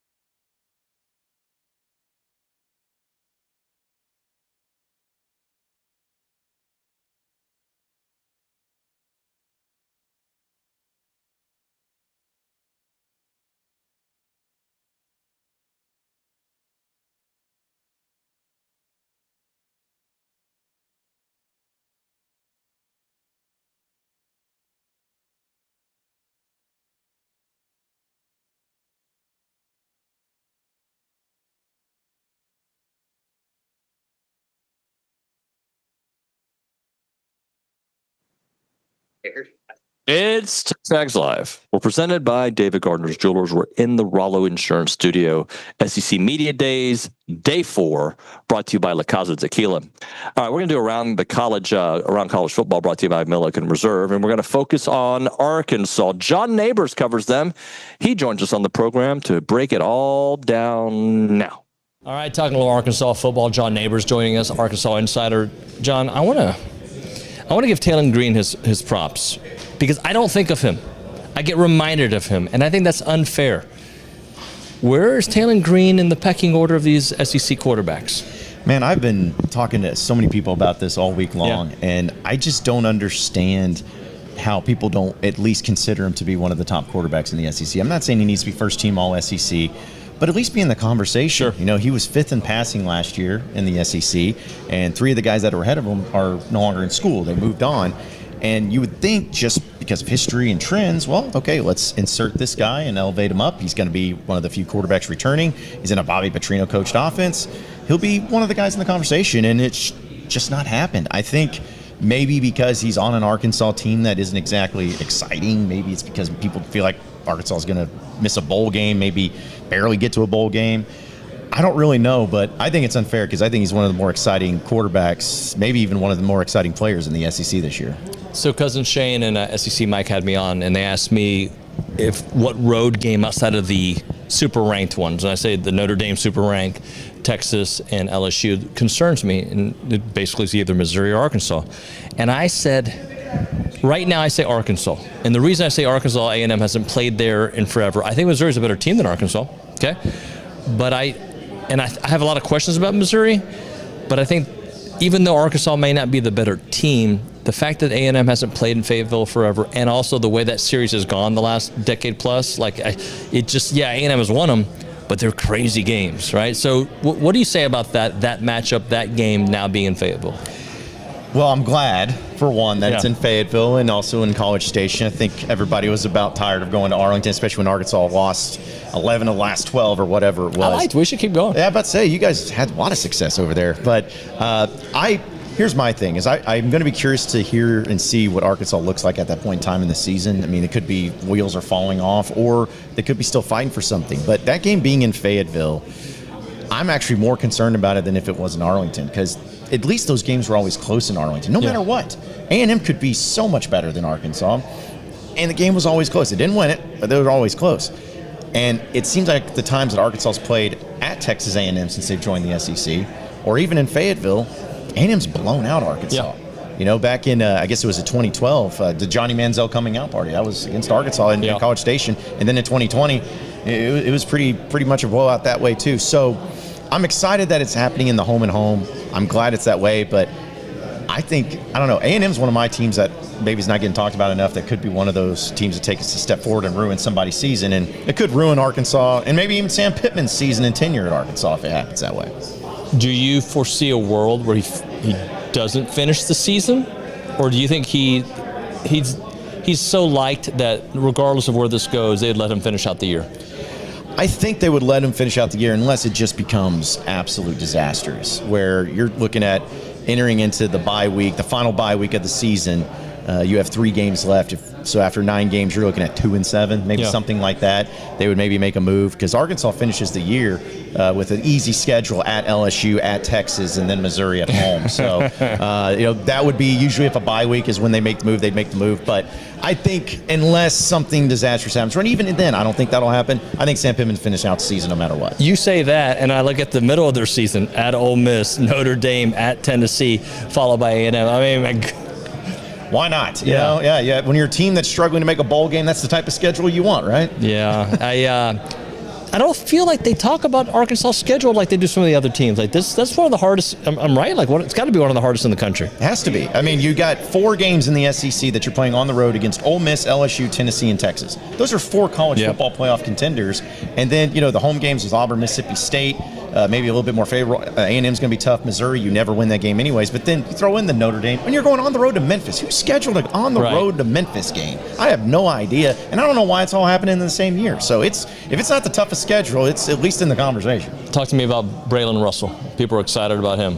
He's a bona fide dude at the running back position. Yep. You know, he's the type of player that Bobby Petrino loves. He loves having big running backs, 6'2", 230 pounds. He has all the intangibles. He's a 4-star player coming out of Arkansas, but you know, he has some offseason weirdness where he got into the portal, got back out of the portal, into the portal, out of the portal. He's tweeting out in the middle of the year, just being like, "Hey, I need to hire a new agent." It's like, these are things that you don't really want to see. Just want to see him play. But as far as all the athleticism and the ability, it's all there. The guy's incredible. He's got to stay healthy. They got some other pieces in place there too. But if he can take that next step, it's going to be the biggest compliment to Taylor Green that you can have in the rush game. But Jaquindon Jackson was so good, man. Like, it's almost like, he could be good. What does that mean for the season, right? And there's been I feel like Arkansas lost a lot of players. Am I right? They did, yeah. You know, a lot of them are playing for other SEC schools, in the NFL. Or in the NFL, yes, exactly. But yeah, Jaquindon Jackson was one of my favorite players last year, and you could tell in spring he was looking good, but he just couldn't stay healthy. He was a physical back, and that's great and all, but you got to stay healthy. He couldn't do it. But when he was in, it did make a difference.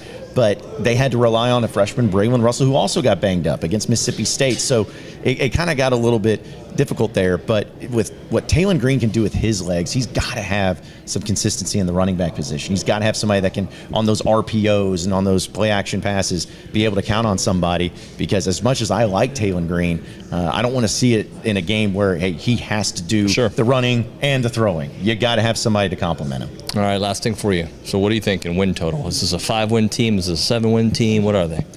I would love to sit here and say that they're going to go to a bowl game, but given that schedule, that's honestly, truly what it's more about. There's a chance, David, that Arkansas ends up being a better team this year, but because of that schedule, have a worse win-loss record. They went 6-6 last year. It's not setting the world on fire. I mean, you had a nice win against Tennessee. That was great. But the other teams you beat, Mississippi State, Auburn, it's whatever. But this year, because of the schedule we just went through, I struggle to find 6 wins. I really do. I think the over-under, maybe is a 5.5. I think that's fair. I say 5-7. It's probably what I'm thinking. I hate to be that way. I'd love for it to be better, but given that schedule, it's just really tough for me to find any more than 5 wins on it. And that would be the end of the Sam Pittman era. If it's not, I don't know what else it's going to take. Then that dude is just, he's going to be there when the bomb drops, if that's the case. So, John, thanks. Appreciate you. All right, so what we're going to do is we're going to discuss that a bit. I answered this on another show. I may have brought it up on this show. But on the other side, I'm going to ask you guys, of the road games, not of the marquee road games, you know the 3 marquee ones, LSU, Notre Dame, Texas, Arkansas, Missouri. Which one of those worries you more? Mine is Arkansas more than Missouri. I might change my mind when the season starts. I'll give my reasons if I haven't already. I don't remember. I've been on radio, on shows, and this show forever. But I'm going to answer that. And I'm also going to tell you a story about a great football player by the name of Kyle Field. That and more on TexAgs Live. Call us up 979-693-1150. That is the Buppy's Catering and Bartending Hotline. We're talking ground shuttle. They offer frequent and reliable shuttles to Bryan College Station through George Bush Intercontinental Airport. Commute in comfort with luxury in reclining seats and power outlets. You can enjoy the ride, catch up on work emails. You can take a nap. You can read a book. You can just daydream. You can zen out. Whatever it may be, let them take care of the driving for you. They are right by Casa de Brazil. They get you dropped off at your office, or you can utilize their convenient, secured on-site parking for free for the first 4 days. Ground shuttle runs every 9 shuttle times on the weekdays every hour and a half, and 5 times on the weekends every 2.5 hours. Excellent for business travelers and commuters, and they also offer charter services. What you need to do is call up this local company at 855-303-4415 or go to groundshuttle.com. That's groundshuttle.com, 855-303-4415.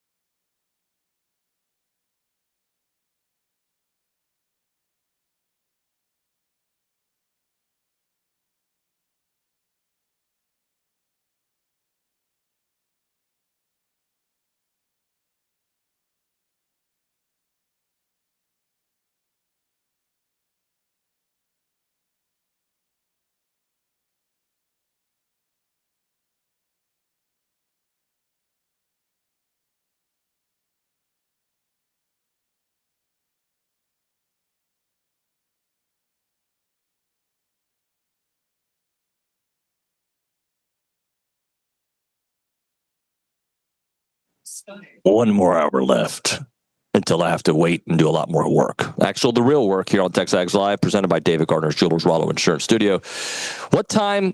Yell it out to me. Does Elko hit the podium?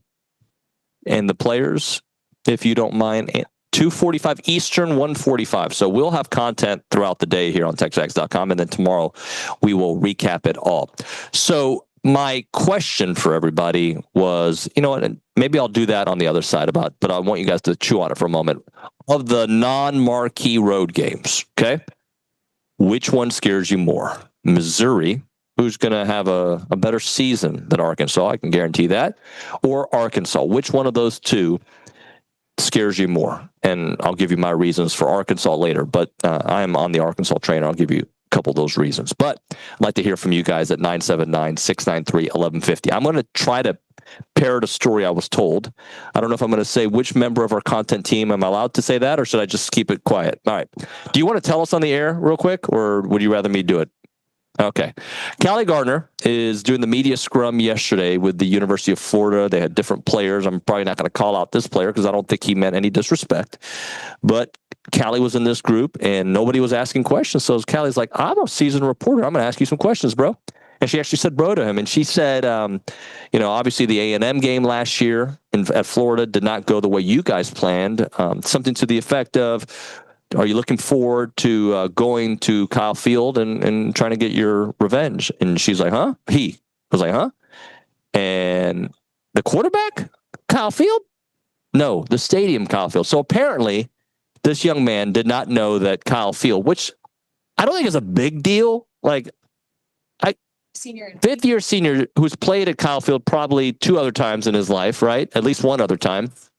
Didn't know that the part of the story that I think is interesting, there's a lot of interesting parts, is I think as a defensive player, I would know who the starting quarterback of every team was. But then again, I'm a middle-aged man, right, who does this for a living.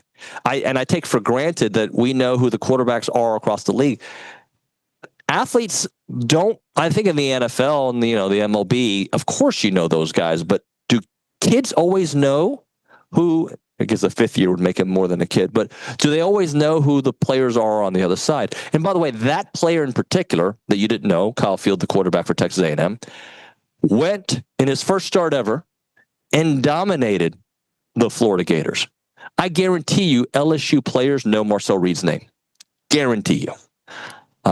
But it's really not a story. Don't go run with it as a story, and but I thought it was funny. It's like, to me, if somebody says, what do you think about going to Tiger Stadium? I'd be like, the linebacker, Tiger, the running back. That's how I would handle it as well. All right, so this is what we have on tap for you in the 10 o'clock hour. We're going to have Connor O'Gara. We're going to have him at 10 o'clock. I believe we'll have Nick Roush of KSR a little bit after that, and we'll close out with a mystery guest if we find one. That's what we have planned for you here on TexAgs Live, presented by David Gardner's Jewelers.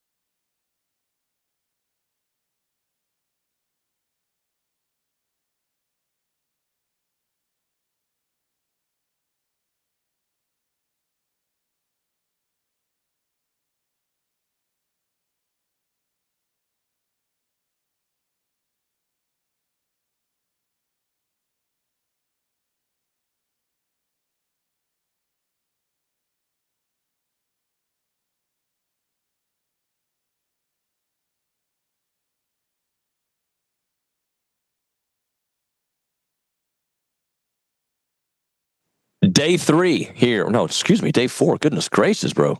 TexAgs Live, presented by David Gardner's Jewelers, Rollo Insurance Studio. SEC Media Days. This is presented by La Casa Tequila. And I've got Connor O'Gara, Saturday Down South, one of my favorite humans to talk to if it's at SEC Media Days or on a random Wednesday on the show. What's up, bud? How we doing? We're good. It's, when you cover a team and they go on the last day, it sucks. It's the worst. Right? But here's the good part of it. I have to have my energy up for today, right? True. If they would have gone day 1, the rest of the week, like, I care, but I don't care the same way. Like, I have to care the equal amount, and we're the last team to go. But did you get confused for a second on day 2 when the War Hymn came out? Did you can you clear the air, because I know Billy tweeted about it and he was like, "Oh, I swear that wasn't me." Blah blah blah. Let's clear the air. Let's get you out there right now. Was that officially a TexAgs hoax? Because there's no shame in it. It's a rivalry. Like, make things happen. You know, you got to mix things up on media days. Like, you can confess now and we will not hold it against you. Yeah, I wish it were my idea, because I think it's brilliant. So funny. Right? And I thought to myself, what if it were the reverse? Yeah. Okay? Because you'd hate it. Well, not only would I hate it, but like, I think it kind of died down. Yeah. And I don't think it would have died down had it been A&M, because the A&M jokes sometimes write themselves. True. So I think we need to, normalize bringing it back. Let's keep talking about it for a long time.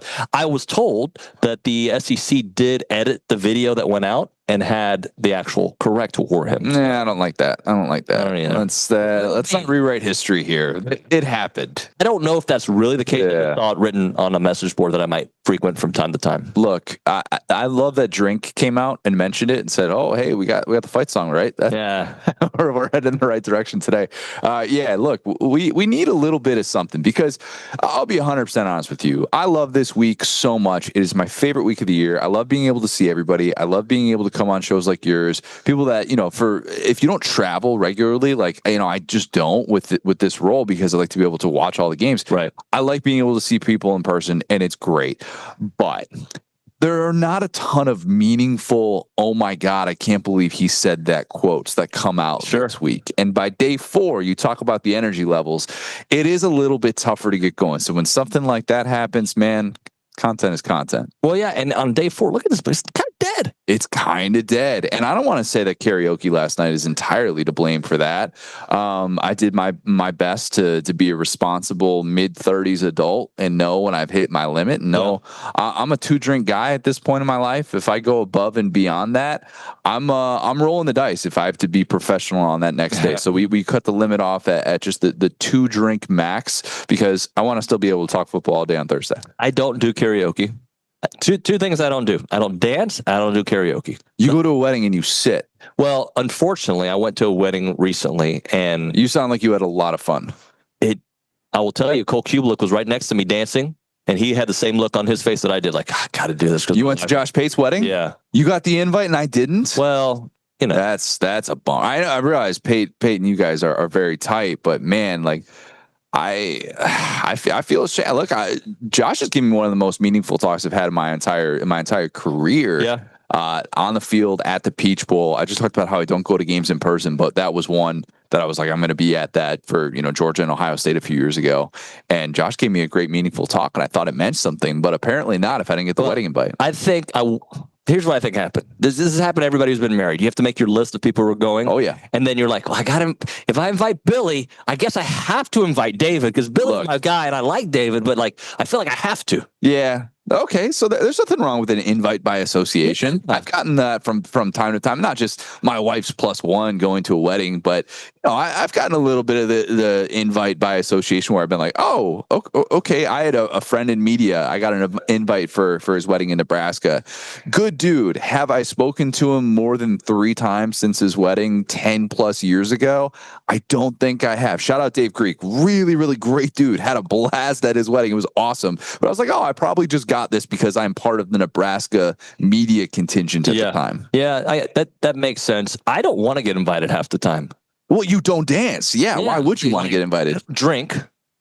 Oh man, weddings are your nightmare. Bro, nights out are my nightmare. Yeah, that's true. Because everybody's drunk or like feeling good, maybe not drunk, and then they talk close and you can feel the alcohol. Yeah, that's a bad place to be for you. No wonder karaoke seems like just the worst possible thing for you. I would rather be in prison. Whoa. Sorry. Anyway, let's solitary or I'm kind of a loner. I'm stuck up, Connor. So who has been the most impressive to you? Like somebody like, I didn't realize this guy was going to be as impressive or came across so far. You know what I want to say? I don't know if I'm allowed to say it. Will I get bleeped if I say it? I think Arch was impressive. I think Arch was really impressive. Yeah. I think Arch came to this knowing that this was going to be a really big deal. Mm-hmm. He didn't initially want to come to media days. He talked about how he pushed back on that idea and he's thought, all right, it'd be a really good opportunity to represent Texas. He's getting thrown into the fire no matter what. He can't hide from it anymore. At this stage of his career, he's going to be written about. He's going to be talked about. That is reality. He handled it like a champ. Yep. I thought it was the biggest media scrum since Manziel 2013. And that was kind of the expectation going in. Seeing how well and how calm he was answering questions. I mean, at 2 different points during his availability, they had to move him closer to the mic because he was so soft-spoken. But it wasn't soft-spoken in a sense that he was shy. It was just he was sitting back in a chair like this, and he was just he was relaxed, and he seems ready. I don't know if he would have been ready last year. There's been a lot of discussion about why wasn't he the starter if Quinn Ewers is a 7th round pick, and does that mean he doesn't have the potential there? I think he figured some things out last year, and I think he figured out who he is as a person. He seems very comfortable in his own skin and not awkward. Sark talked about how he was a quick-witted guy, and I was like, is he really just saying that? Are we going to see any of that? But he brought that out. He talked about how when he's a turd, his family will let him know about it. Like, he complimented one of his shots he had on the golf course the other day, and his family said, like, what are you doing, man? Like, that's just a weird thing to do. I am an Arch believer more so than a skeptic, even if I don't think that he deserves to start off as a preseason All-SEC quarterback. Dude was pretty darn impressive. Yeah, you can be impressive regardless of what colors I wear. Like, the guy's impressive as a person, and I think he's going to be a really good quarterback. But some of the talk about him, like, is he the next Trevor Lawrence or is he somebody else, right? Like, that he's got to prove it to me. And there's pieces around him that are going to have to learn how to. It'd be different if he had last year's offensive line. For sure. Very different. You've got 4 of 5 new starters on that offensive line. One of which is Trevor Gooseby, who came in for Kelvin Banks in that A&M game and was phenomenal. Yeah. I'm really high on what he's going to be at the left tackle position, which is going to be really important for Arch, because one of the things I asked Arch about was, what do you think you need to work on at this stage of your career? I was hoping he was going to say, I need to be better at sensing backside pressure. I think that's the biggest question I have about his game. But he instead talked about, I just basically I need more reps. He's the first one to admit he's got to prove it. He started 2 games, and 2 games against competition that, with all due respect to the great Louisiana Monroe and Mississippi State, those programs aren't exactly going to define his legacy at Texas. So I think it's perfectly fair to have questions about his game. He's capable of doing everything, though. And that's why there is this belief that he can become those things. Am I sitting here like Feinbaum and saying that he's going to be the best player since Tim Tebow? I am absolutely not saying that. Do I think Arch is going to be really, really fun? And do I think he's going to be put in some awesome spots because Sark is a wizard and because this defense could be the best in college football? Yeah, I do. And that has me buying it more so than selling it. Did he forget about Cam Newton? And some others? Probably. There's been some others. He's I don't know that he's the biggest Cam Newton guy, though. I don't know that Paul is the biggest pro. A certain Jonathan Manziel comes to mind. Yeah. If we're going there, Joseph Burrow. If we want to, one of the greatest seasons ever, if not. Yeah. There's some guys. There's some guys, definitely. So every offseason, I feel like you come with a really good A&M question. When I say not at the podium, just like where you hesitate with them. Where are you hesitating with A&M this year? I think you need a passing game that can scare people. I have no questions about the ground game. None. I don't look, and I don't want to. We don't need to get into the Le'Veon Moss off the field and whatnot. I'm more so concerned about what his knee is going to look like as a running back coming off of a serious knee injury like that. That's always just going to be a question. But then I'm like, well, I think Ruben Owens is going to be phenomenal. Right. I liked what we saw in limited sample size from Amari Daniels last year when he was kind of asked to step into a bigger role. I love the fact that they've got such continuity returning on the offensive line. I love that it's year 2 with Colin Klein. I love that Marcel Reed showed us things in his first year as a starter back in fourth season as a starter, I guess, that made us think, oh, you can work with that. He is a great scheme fit. I don't know that they're going to scare people with how they throw the football.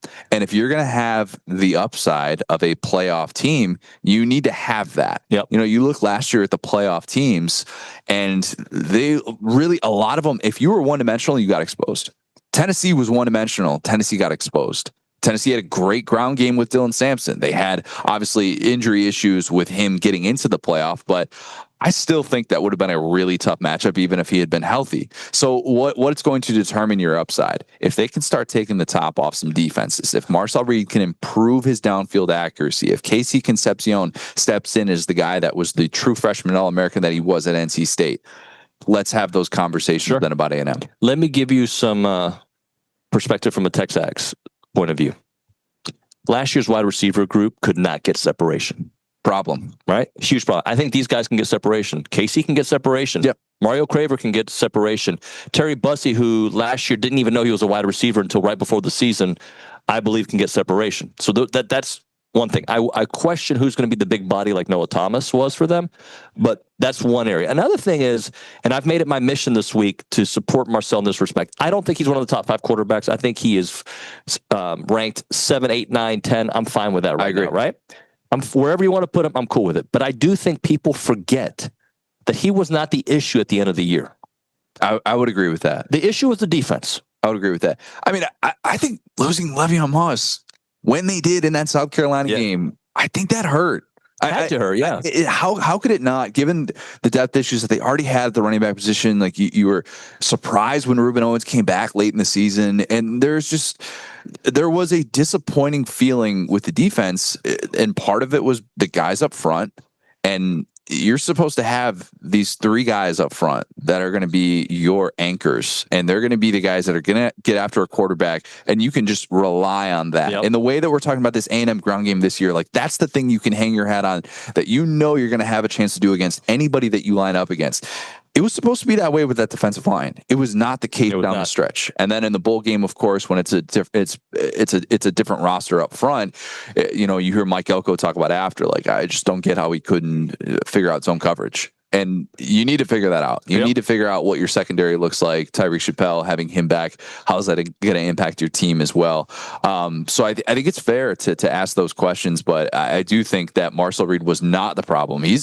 Dude is, as a lot of people like to throw around this cliche, he's a gamer. He doesn't give up in those spots. I like that he kept battling in South Carolina. I like that he kept battling at Auburn. And I do think you need that type of grit for the situations they could be in. Let me also add this. He put them in position to win the Auburn game with a minute left. The defense let him down. He put them in position to beat USC with a minute left. The defense let him down. Yeah. So, and I think if they win those 2 games, it would be different had they won the Auburn game, they would have been in a different bowl game. But just for this conversation, we're looking at him a little bit differently because I've said this all week long. His numbers are similar to Lagway's. Lagway's built differently. I recognize all that. And they won their games in November. A&M didn't. Correct. But I think we just look at Marcel differently if they can get a couple stops. Probably do. We probably do. Yeah, he won't be part of the preseason All-SEC conversations in ways that I think Lagway will. I think we see the upside with Lagway, and when you can do the things that Lagway did as a downfield thrower, like he averaged 20.4 yards per attempt when he threw a pass that was longer than 20 yards past line scrimmage. Those types of things. You have Marcel's numbers, don't you? I feel like you told me once before. I had him at one point, and I had just written about it, but the downfield, the 20 yards downfield was an issue. Yeah, it was an issue, and he was, I think, 16th in the SEC or something like that, or 17th with adjusted completion percentage, which accounts for drops and throwaways and stuff like that. So that's the area you need to get better. Now, did they have guys last year that were going to maximize downfield passing attacks? Probably not. Do they have those guys this year? We will see. We will see, because that can be the game changer for what's going to be a really, really good run game. And because everybody knows how good of a run game it is, in theory, you should be set up to have more favorable matchups on the outside, and who knows, that could be what benefits him. For A&M to be a 9+ win team, okay? 9, I think, would be a nice season, obviously, coming from 8 and 4. But for that, does Marcel have to be a top 5, 6 quarterback? Or yeah, he does. So you don't think at 7, 8, 9, they can be a 9, 10 win team? No, I think he's got to be a top 5 quarterback. He has to take that next step for them to be in that conversation. And because there's definitely a part of me that goes, man, what if that's just the 2020 team all over again? What if it's a team that benefits from continuity on the offensive line, has a Mike Elko coach defense that you just feel comfortable about being able to win these low-scoring type games? Kellen Mond was a good player that year. Was he an elite quarterback in college football? No, I don't think he was. But you were able to win games because of those strengths that you had that just gave you a chance against anybody. And we saw that in a season, obviously, that only included the lone Bama loss. So I would still say that because I don't have as much confidence defensively, and maybe that'll change. That's why I can't quite get there yet. I think Marcel Reed playing at a top 5 level, being in that all SEC conversation at season's end, that has to be a common denominator with any sort of A&M playoff run. Another thing I've brought up on the show many times, and I am in the minority, I don't buy all the Lenore Sellers hype. Oh, okay. Hold on, all right. But let me explain. I think he was that guy last year. There's no doubt about it. Okay. I question like this Cam Newton that the people were we don't do that. We don't bleep that part. Don't bleep the arch part earlier. Bleep. We don't compare anyone to Cam Newton. Like that's just a rule. We cannot do it. I feel like we should be doing the same thing with Manziel, but Cam especially because of how unique he was. Like Cam Newton comparisons all around. If you want to talk about like being inspired by Cam Newton, that's perfectly fine. But any sort of, I think you'd be Cam Newton 2.0. It has always been a bad take. And if you don't believe that, Google Jeremy Johnson. Yeah, no doubt. But I guess my point is the pieces around him are different. I question the running back, as we all should. We don't even know if the running back's going to be eligible. Exactly. Right. Russell Faison is still waiting to hear from the NCAA if he's going to be eligible this season. So yeah, there's offensive line, wide receivers. Okay, so is he the kind of quarterback that transcends others and makes them a better level player? He was that last year. Yeah. I mean, Rocket Sanders already came in with a lot of, hype, and he deserved it. But that's where I'm like, is he really he might be 1A, 1B, but I don't know if South Carolina is, and I have him in my top 3 quarterbacks, but I don't know if he finishes there based on the players around him. And also his defense isn't the same defense. And that's kind of where I am. I think that's a fair question. I think you still need to give credit to what he did last year and acknowledge that if there's someone who can work through those things, I think it's Lenore Sellers. He's really likable too, isn't he? Incredibly likable. You just get the sense. I don't know how these kids are being raised that they're so mature at age 19. Mm-hmm. And that's a cliche thing to say. But he was one of those guys as well that you're just going, man, you seem like you have a lot of things really figured out. And I think his personality kind of matches his playing style where he's not going to panic. Now, the big thing that Shane Beamer has talked about this year is we don't want him to be Superman. We don't want him to have to be Superman. We want our offensive line to be better. We want to be able to do things within scheme that make a lot more sense. We want to be able to give him help in the passing game. Nick Harbor, the all-world speed that he has, he's a full-time football player now that he's not running track. Like, what's that going to look like? There are things with South Carolina that you brought up that are perfectly fair to question, that I am questioning too. That if we're trying to predict right now, who is the preseason All-SEC quarterback that might not finish there? It's Lenore Sellers because of those surroundings. So I will agree with you 100% on that point. But he's definitely not overrated. And the things he did, especially in that Clemson game, man, he ran through that entire defense. Defense. He did it against A&M too. He did it against A&M. Look, I'm preaching to the choir on that one. He is that dude, but you're right if you're trying to say, like, how will we be talking about him in a few months? Yeah. Let me follow that up with Nuss, because Nuss is one that I can't make up my mind on. I think for the most part, his numbers are going to be incredible. He threw for 4,000 yards, and he's the only one coming back. I get that. But when he faces pressure, there are issues. Like most quarterbacks that are pocket passers. Different offensive line for him as well. He worked through those issues after the 3-game losing streak, though, which gave me confidence. By the way, South Carolina's never had an All-SEC quarterback at season's end. Interesting little nugget. Yeah. So that's a good thing to remember with Sellers as we have those conversations. I am all in on LSU. I'm all in on us. If he didn't finish the year having worked through those issues, I would have questions about that. But the weapons that they added around him were so important. And they added weapons on the offensive line. If we want to call those guys weapons, I think we're allowed to. But it's more so Nick Anderson coming over from Oklahoma. When he's right, which he's been basically for 1 year of his career so far, he is a special player. When Barryon Brown is able to get in space. He is a stick of dynamite, and he can explode at any given notice. I think that the pieces around him are so favorable that it leads me to believe, man, everything is on the table. Brian Kelly talked the other day about how the step that Jaden Daniels took in year 2 at LSU was astronomical, and that he thinks Garrett Nussmeier is about to take that same step at LSU. Now, it'll look a lot different than it looked like with Jaden Daniels, that's for sure. And maybe he doesn't have 2 receivers that are at Malik Nabors, Brian Thomas Jr. type levels, but man, LSU just has so much potential. They're my national championship pick. Really? They are my national championship pick. And I'm sipping the Kool-Aid. 10-2 or roughly, right? I have them at 11-1. I have them at 11-1. Losing to Clemson? Not losing to Clemson. Wow, okay. Not losing to Clemson. I might regret that one. Okay. Do I have them losing to Bama? I think I might have them losing to Bama. I have Bama winning the SEC. Am I crazy? No, because Bama's won 3 of the 5 SEC titles of the 2020s. Bama is now in a spot where nobody's going to be talking about them in the preseason. And when Nick Saban was there, that was always the preamble to Bama about to win the SEC and then go, win a national championship. It's no longer that case with Kalen DeBoer because he's got a different set of expectations. But if Ryan Grubb is able to recapture that magic in his reunion with Kalen DeBoer, yes, they have that type of upside. They have a defense that last year, not a lot of people realize this, Bama had its best scoring defense since 2017. That was year 1 of Kane Womack when he was getting thrown under the bus after the Vandy game, and rightfully so. But their defense actually finished much, much better, and it wasn't really the problem. They lost Deontay Lawson in the middle of that Oklahoma game, which kind of gets lost in the shuffle of how bad that was, and they couldn't stop the run. It was a one-dimensional Oklahoma attack. But I do think that Alabama, if Ty Simpson is groomed and ready, and if he can be Mac Jones-ish, which is still saying a lot. I mean, Mac Jones is a Heisman finalist. Let's not forget that. But then they do have national championship upside. Connor, appreciate you, brother. Anytime, man. Thank you, man. Go to a wedding. Go to a wedding and just be a vibes guy. Yeah. I mean, I partied hard. I was out till at least 9 p.m.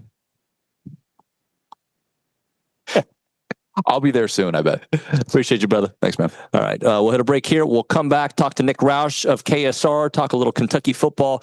If your car was hit by a hailstorm in College Station or in Bryan over the last few months, you know that you can't trust those out-of-town pop-up tents. They'll be gone. They're already gone. You should trust somebody local, somebody who's been operating in Bryan College Station for 25 years, and I'm talking about Classic Collision and Restoration. They want to bring your car back to showroom form. Remember, if your trim starts to fall off, who's going to stand the test of time? That is Classic Collision and Restoration, who can handle your insurance claim for your hail damage, keep your business local. They have top quality auto body repair, and they want to make sure that you know that no one in the Brazos Valley offers the same quality of service that Classic Collision and Restoration does provide.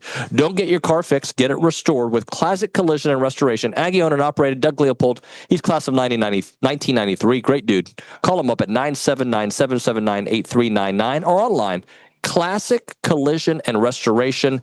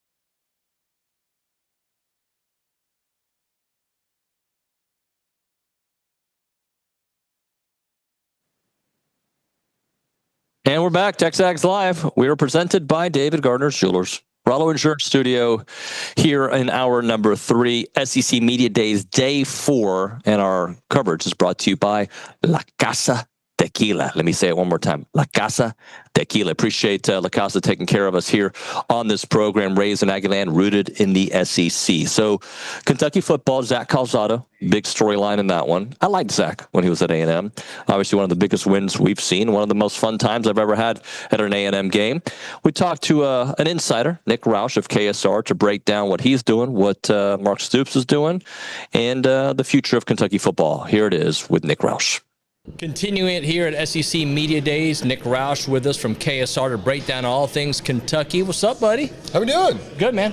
I'm glad to be here. Still, just when Kentucky goes on Thursday, and especially when they're not one of the more talked about teams here, you're kind of just waiting. So the moment's finally here.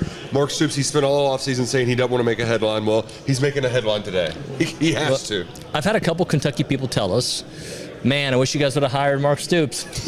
Yeah, I'm sure you've heard that. But to be honest with you, like, for the most part, he's been just a plus, right? Like, if you look at Kentucky football, like. No, you're certainly right. And that, I think, is what's hard for some Kentucky football fans to reconcile with, is you're very disappointed in where things are going.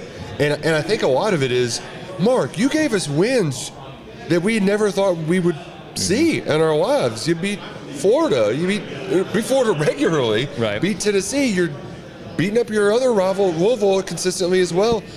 And I think a big part of the disappointment with last year, and really the last 3 years, where they had Will Levis and you thought maybe they could be an 11-win team, and then they go 7-5.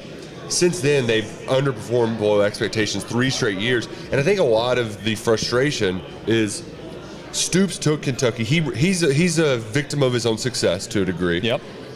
But now that the bar is raised, you felt like Kentucky was in a different tier in the SEC, and you don't want to fall back down to the Joker Phillips tier when he leaves. You don't want Stoops to ruin everything that he built up. And I think a lot of this year is getting back to just, all right, we fell off. Let's get back to where we were, steady Eddie, and then we can try punching above our weight again. So what about this year? When you look at this team, some of the changes, new quarterback, which we'll talk about. Wide receivers. I'm going to be asking you about the new quarterback. Look, it's been so long. Like, I feel like the kid's been playing college football since I was 16. The new old guy. Yeah. But, well, let's start off with Zach. Yeah. Well, this is the thing. I think he's a good kid. Mm-hmm. I thought he would throw some rockets to guys 3 feet away. Like, sometimes you don't have to throw it that hard. Has his touch gotten better? I know he had really impressive numbers in his previous stop. Well, that was one of the things that he was working on in spring ball. And I think some of that, too, is, you know, when you're getting into a new offense and you're learning new receivers, like, you're probably just going to put a little more mustard on it than you should. The thing that I like about him is up here. Okay. Right? Like, a lot of the guys that they had brought in previously, you know, I was talking with Cole Kublik earlier, and he's like, they were kind of one-read quarterbacks. You know, there wasn't a whole lot going on. Calzada's a cerebral guy who's seen SEC defenses at multiple different stops, multiple different kinds of offenses, and then he goes to Incarnate Word, puts up some good numbers. But for me, what's always been the bigger deal with Calzada, it's less about the processing, and it's more just the intangibles.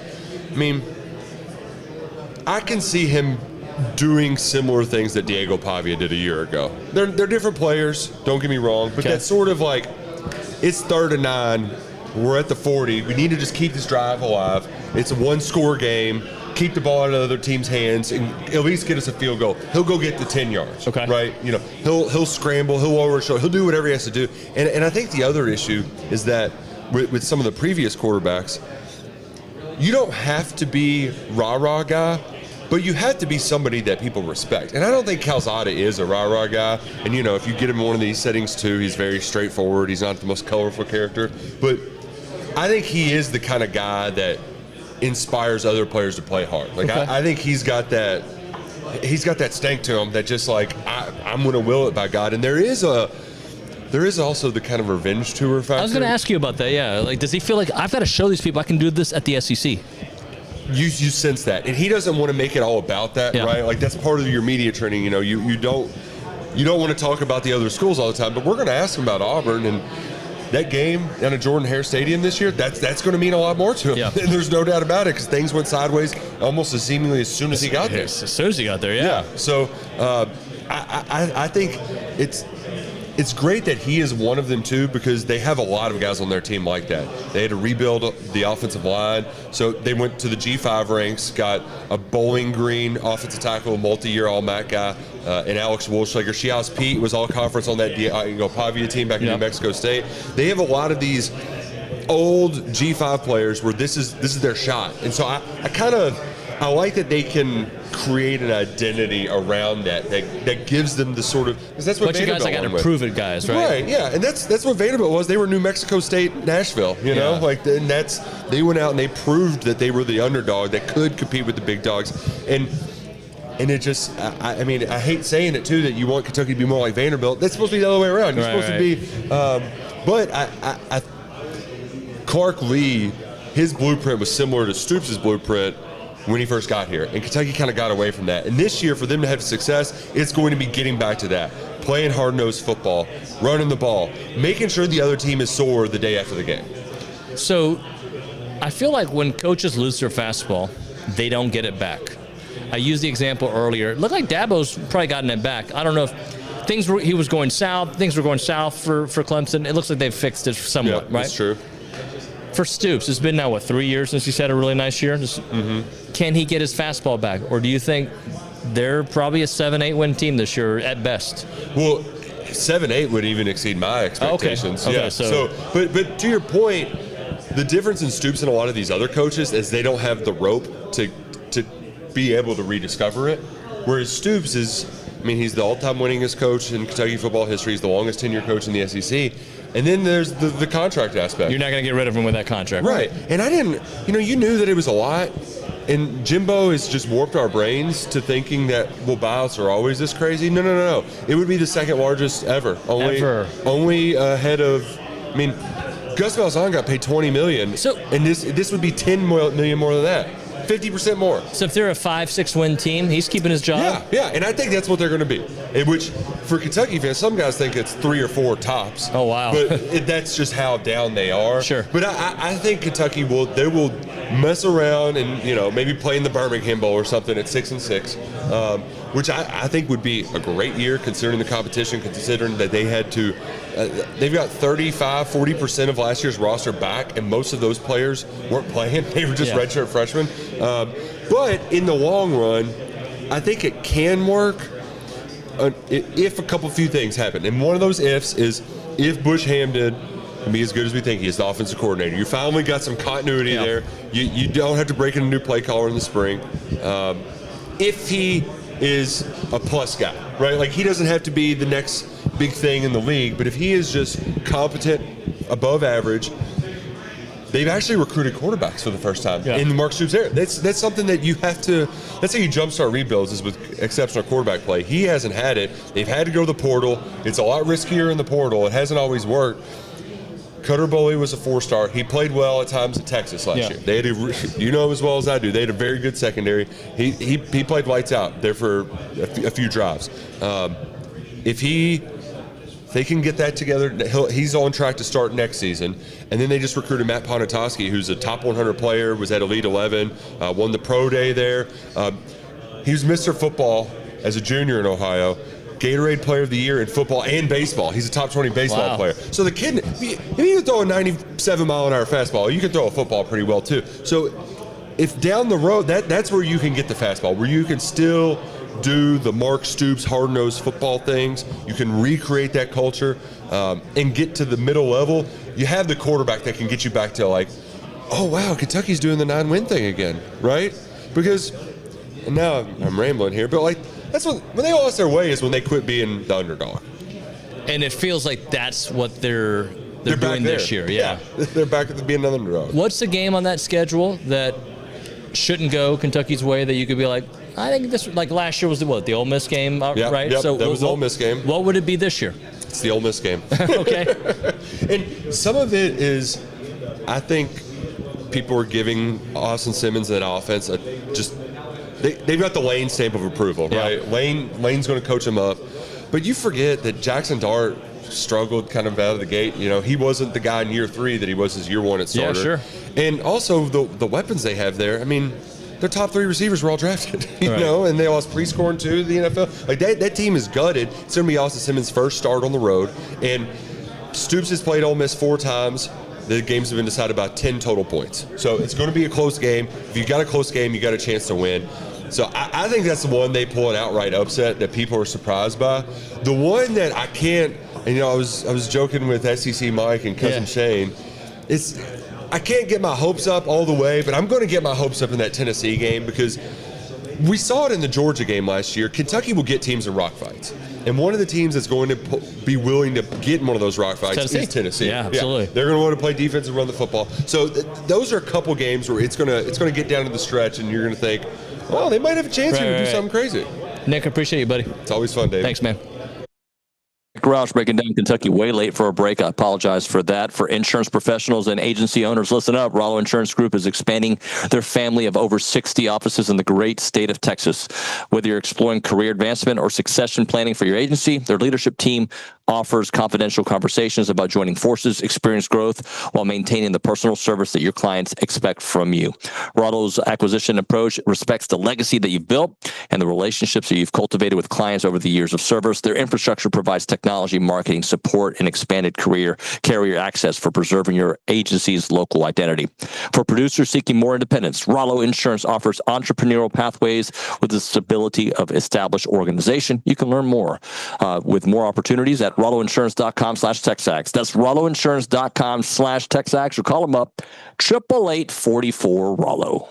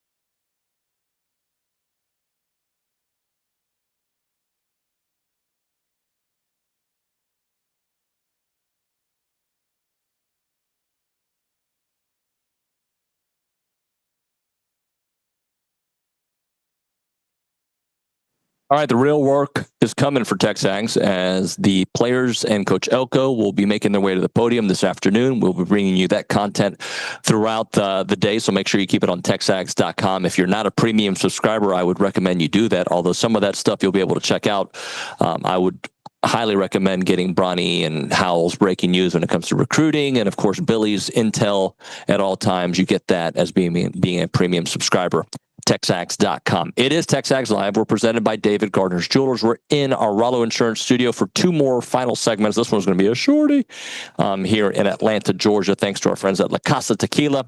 Appreciate everybody listening in on the program. All right, so I asked a question, I feel like 3 days ago, and I haven't paid off the tease. So the question was, which game do I fear more, if fear is the right word, between Arkansas and Missouri? Because the first 3 road games, so the last time A&M beat a road team, the last time A&M beat a ranked team on the road was in 2014. And that was South Carolina, if I remember correctly. That's the last time they've beaten a ranked team on the road.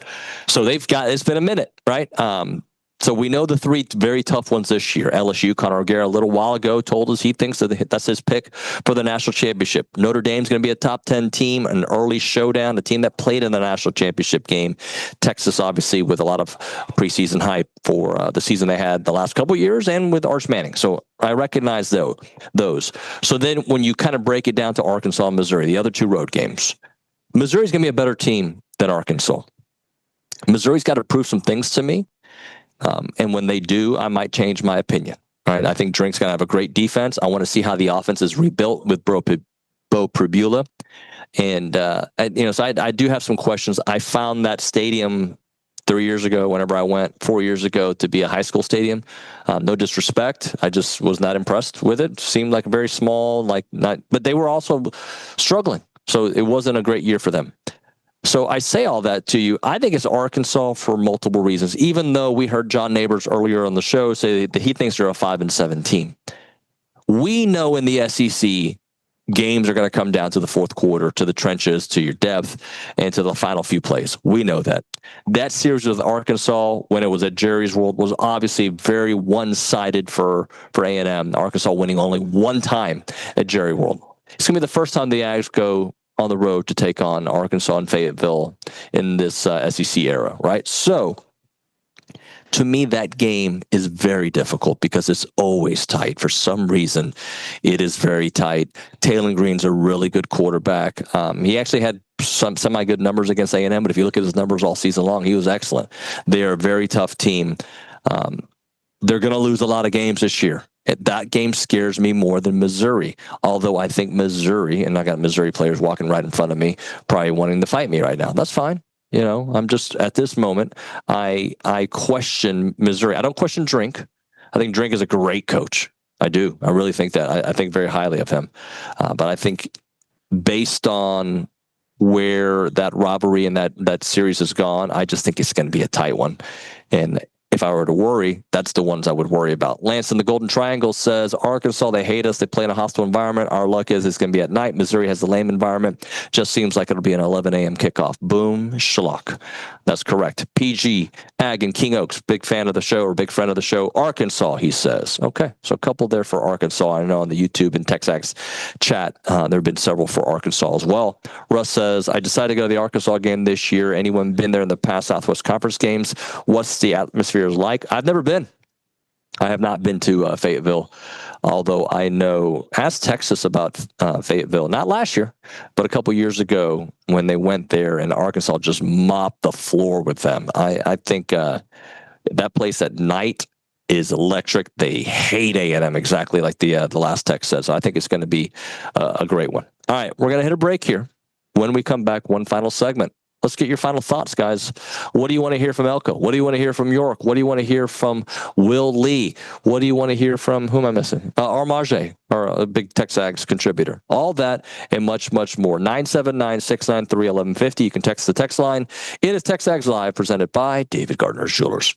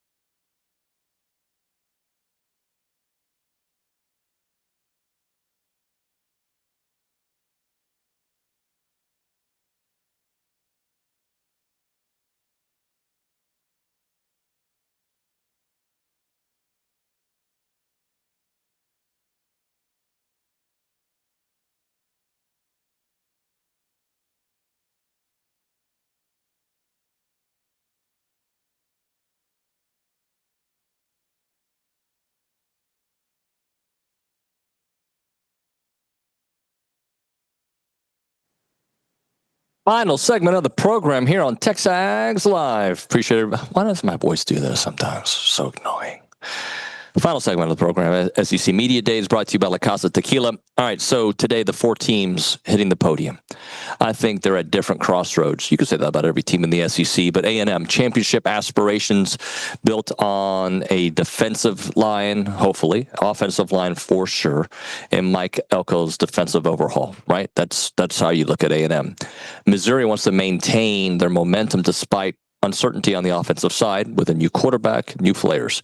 Arkansas, massive roster reconstruction, right? Through portal additions under mounting pressure for Sam Pittman. And the expectations are to win maybe 5 or 6 games. And then Kentucky, again, also wholesale rebuilding. Mark Stoops, I guess, trying to fight for his job, although Nick Roush doesn't know if that's necessarily the case. They did not make a bowl game last year. So different trajectories defined by how they handle the unique challenges of the year. If A&M is to be better, why would they be better? Stuff we have broken down on this show many times, but the elite offensive line has got to be the foundation of this team. And maybe unexpectedly, because of what we saw last year, the defense becomes the signature calling card for A&M. They make that massive jump regardless of who's on the defensive line, and they get after the quarterback, right? They were, 6-0 last year when they rushed for over 170 yards. So that means that with NFL caliber linemen, Trey Zune, Chase Basantas, Armage, Reed Adams, they anchor everything that A&M is all about, right? So we want to be in the mix for the playoffs late in the season, but differently than we were last year. We want to be a legitimate contender for the playoffs. And does Marcel Reed's rise from backup last year to an SEC star quarterback? You heard Connor O'Gara earlier in the show, says he's got to be a top 5 quarterback for this team to make it to the playoffs. I don't necessarily think that. I think he needs to be better, no doubt. I don't know if he has to be a top 5 quarterback. I don't know if the rankings actually really matter when it comes to that. A&M poses, a commodity in college football, which is a truly elite veteran offensive line with NFL talent at almost every position. And if they can control the line of scrimmage, everything else becomes easier. Add Casey Concepcion, hopefully a healthy Le'Veon Moss and Reuben Owens. A&M has the pieces to dominate the time of possession if they can do it on the defensive side. And with Coach Elko taking over the defensive play calling, watch out for this unit to really make some huge strides. So, all right. That's going to do it here. I think we got like a minute left on the program. So what we'll do is we'll get Coach Elko and the players at the podium, and we'll have some other breakout sessions with them as well. Keep it on TexAgs.com. We'll do that. And then tomorrow I'll be back in studio. Flight arrives, 12:30, 1 o'clock in the morning at Hobby. We'll be at College Station 2 o'clock in the morning, but we will be with fresh content for you from the studio tomorrow. Make sure you keep it on TexAgs.com for all the latest. And we should have Billy on the show. We might have some other wrinkles on there as well. So that should be great. And our thanks to all of our guests today, from Chris Lowe to Connor O'Gara to John Nabors to Nick Roush to Pablo Escobar. It's been great. So I appreciate all of them joining the program.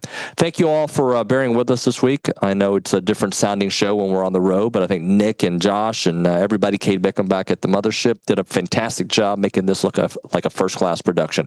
Thank you to all their hard work, and thank you for watching and listening. We will see you later today on TexAgs.com and mañana.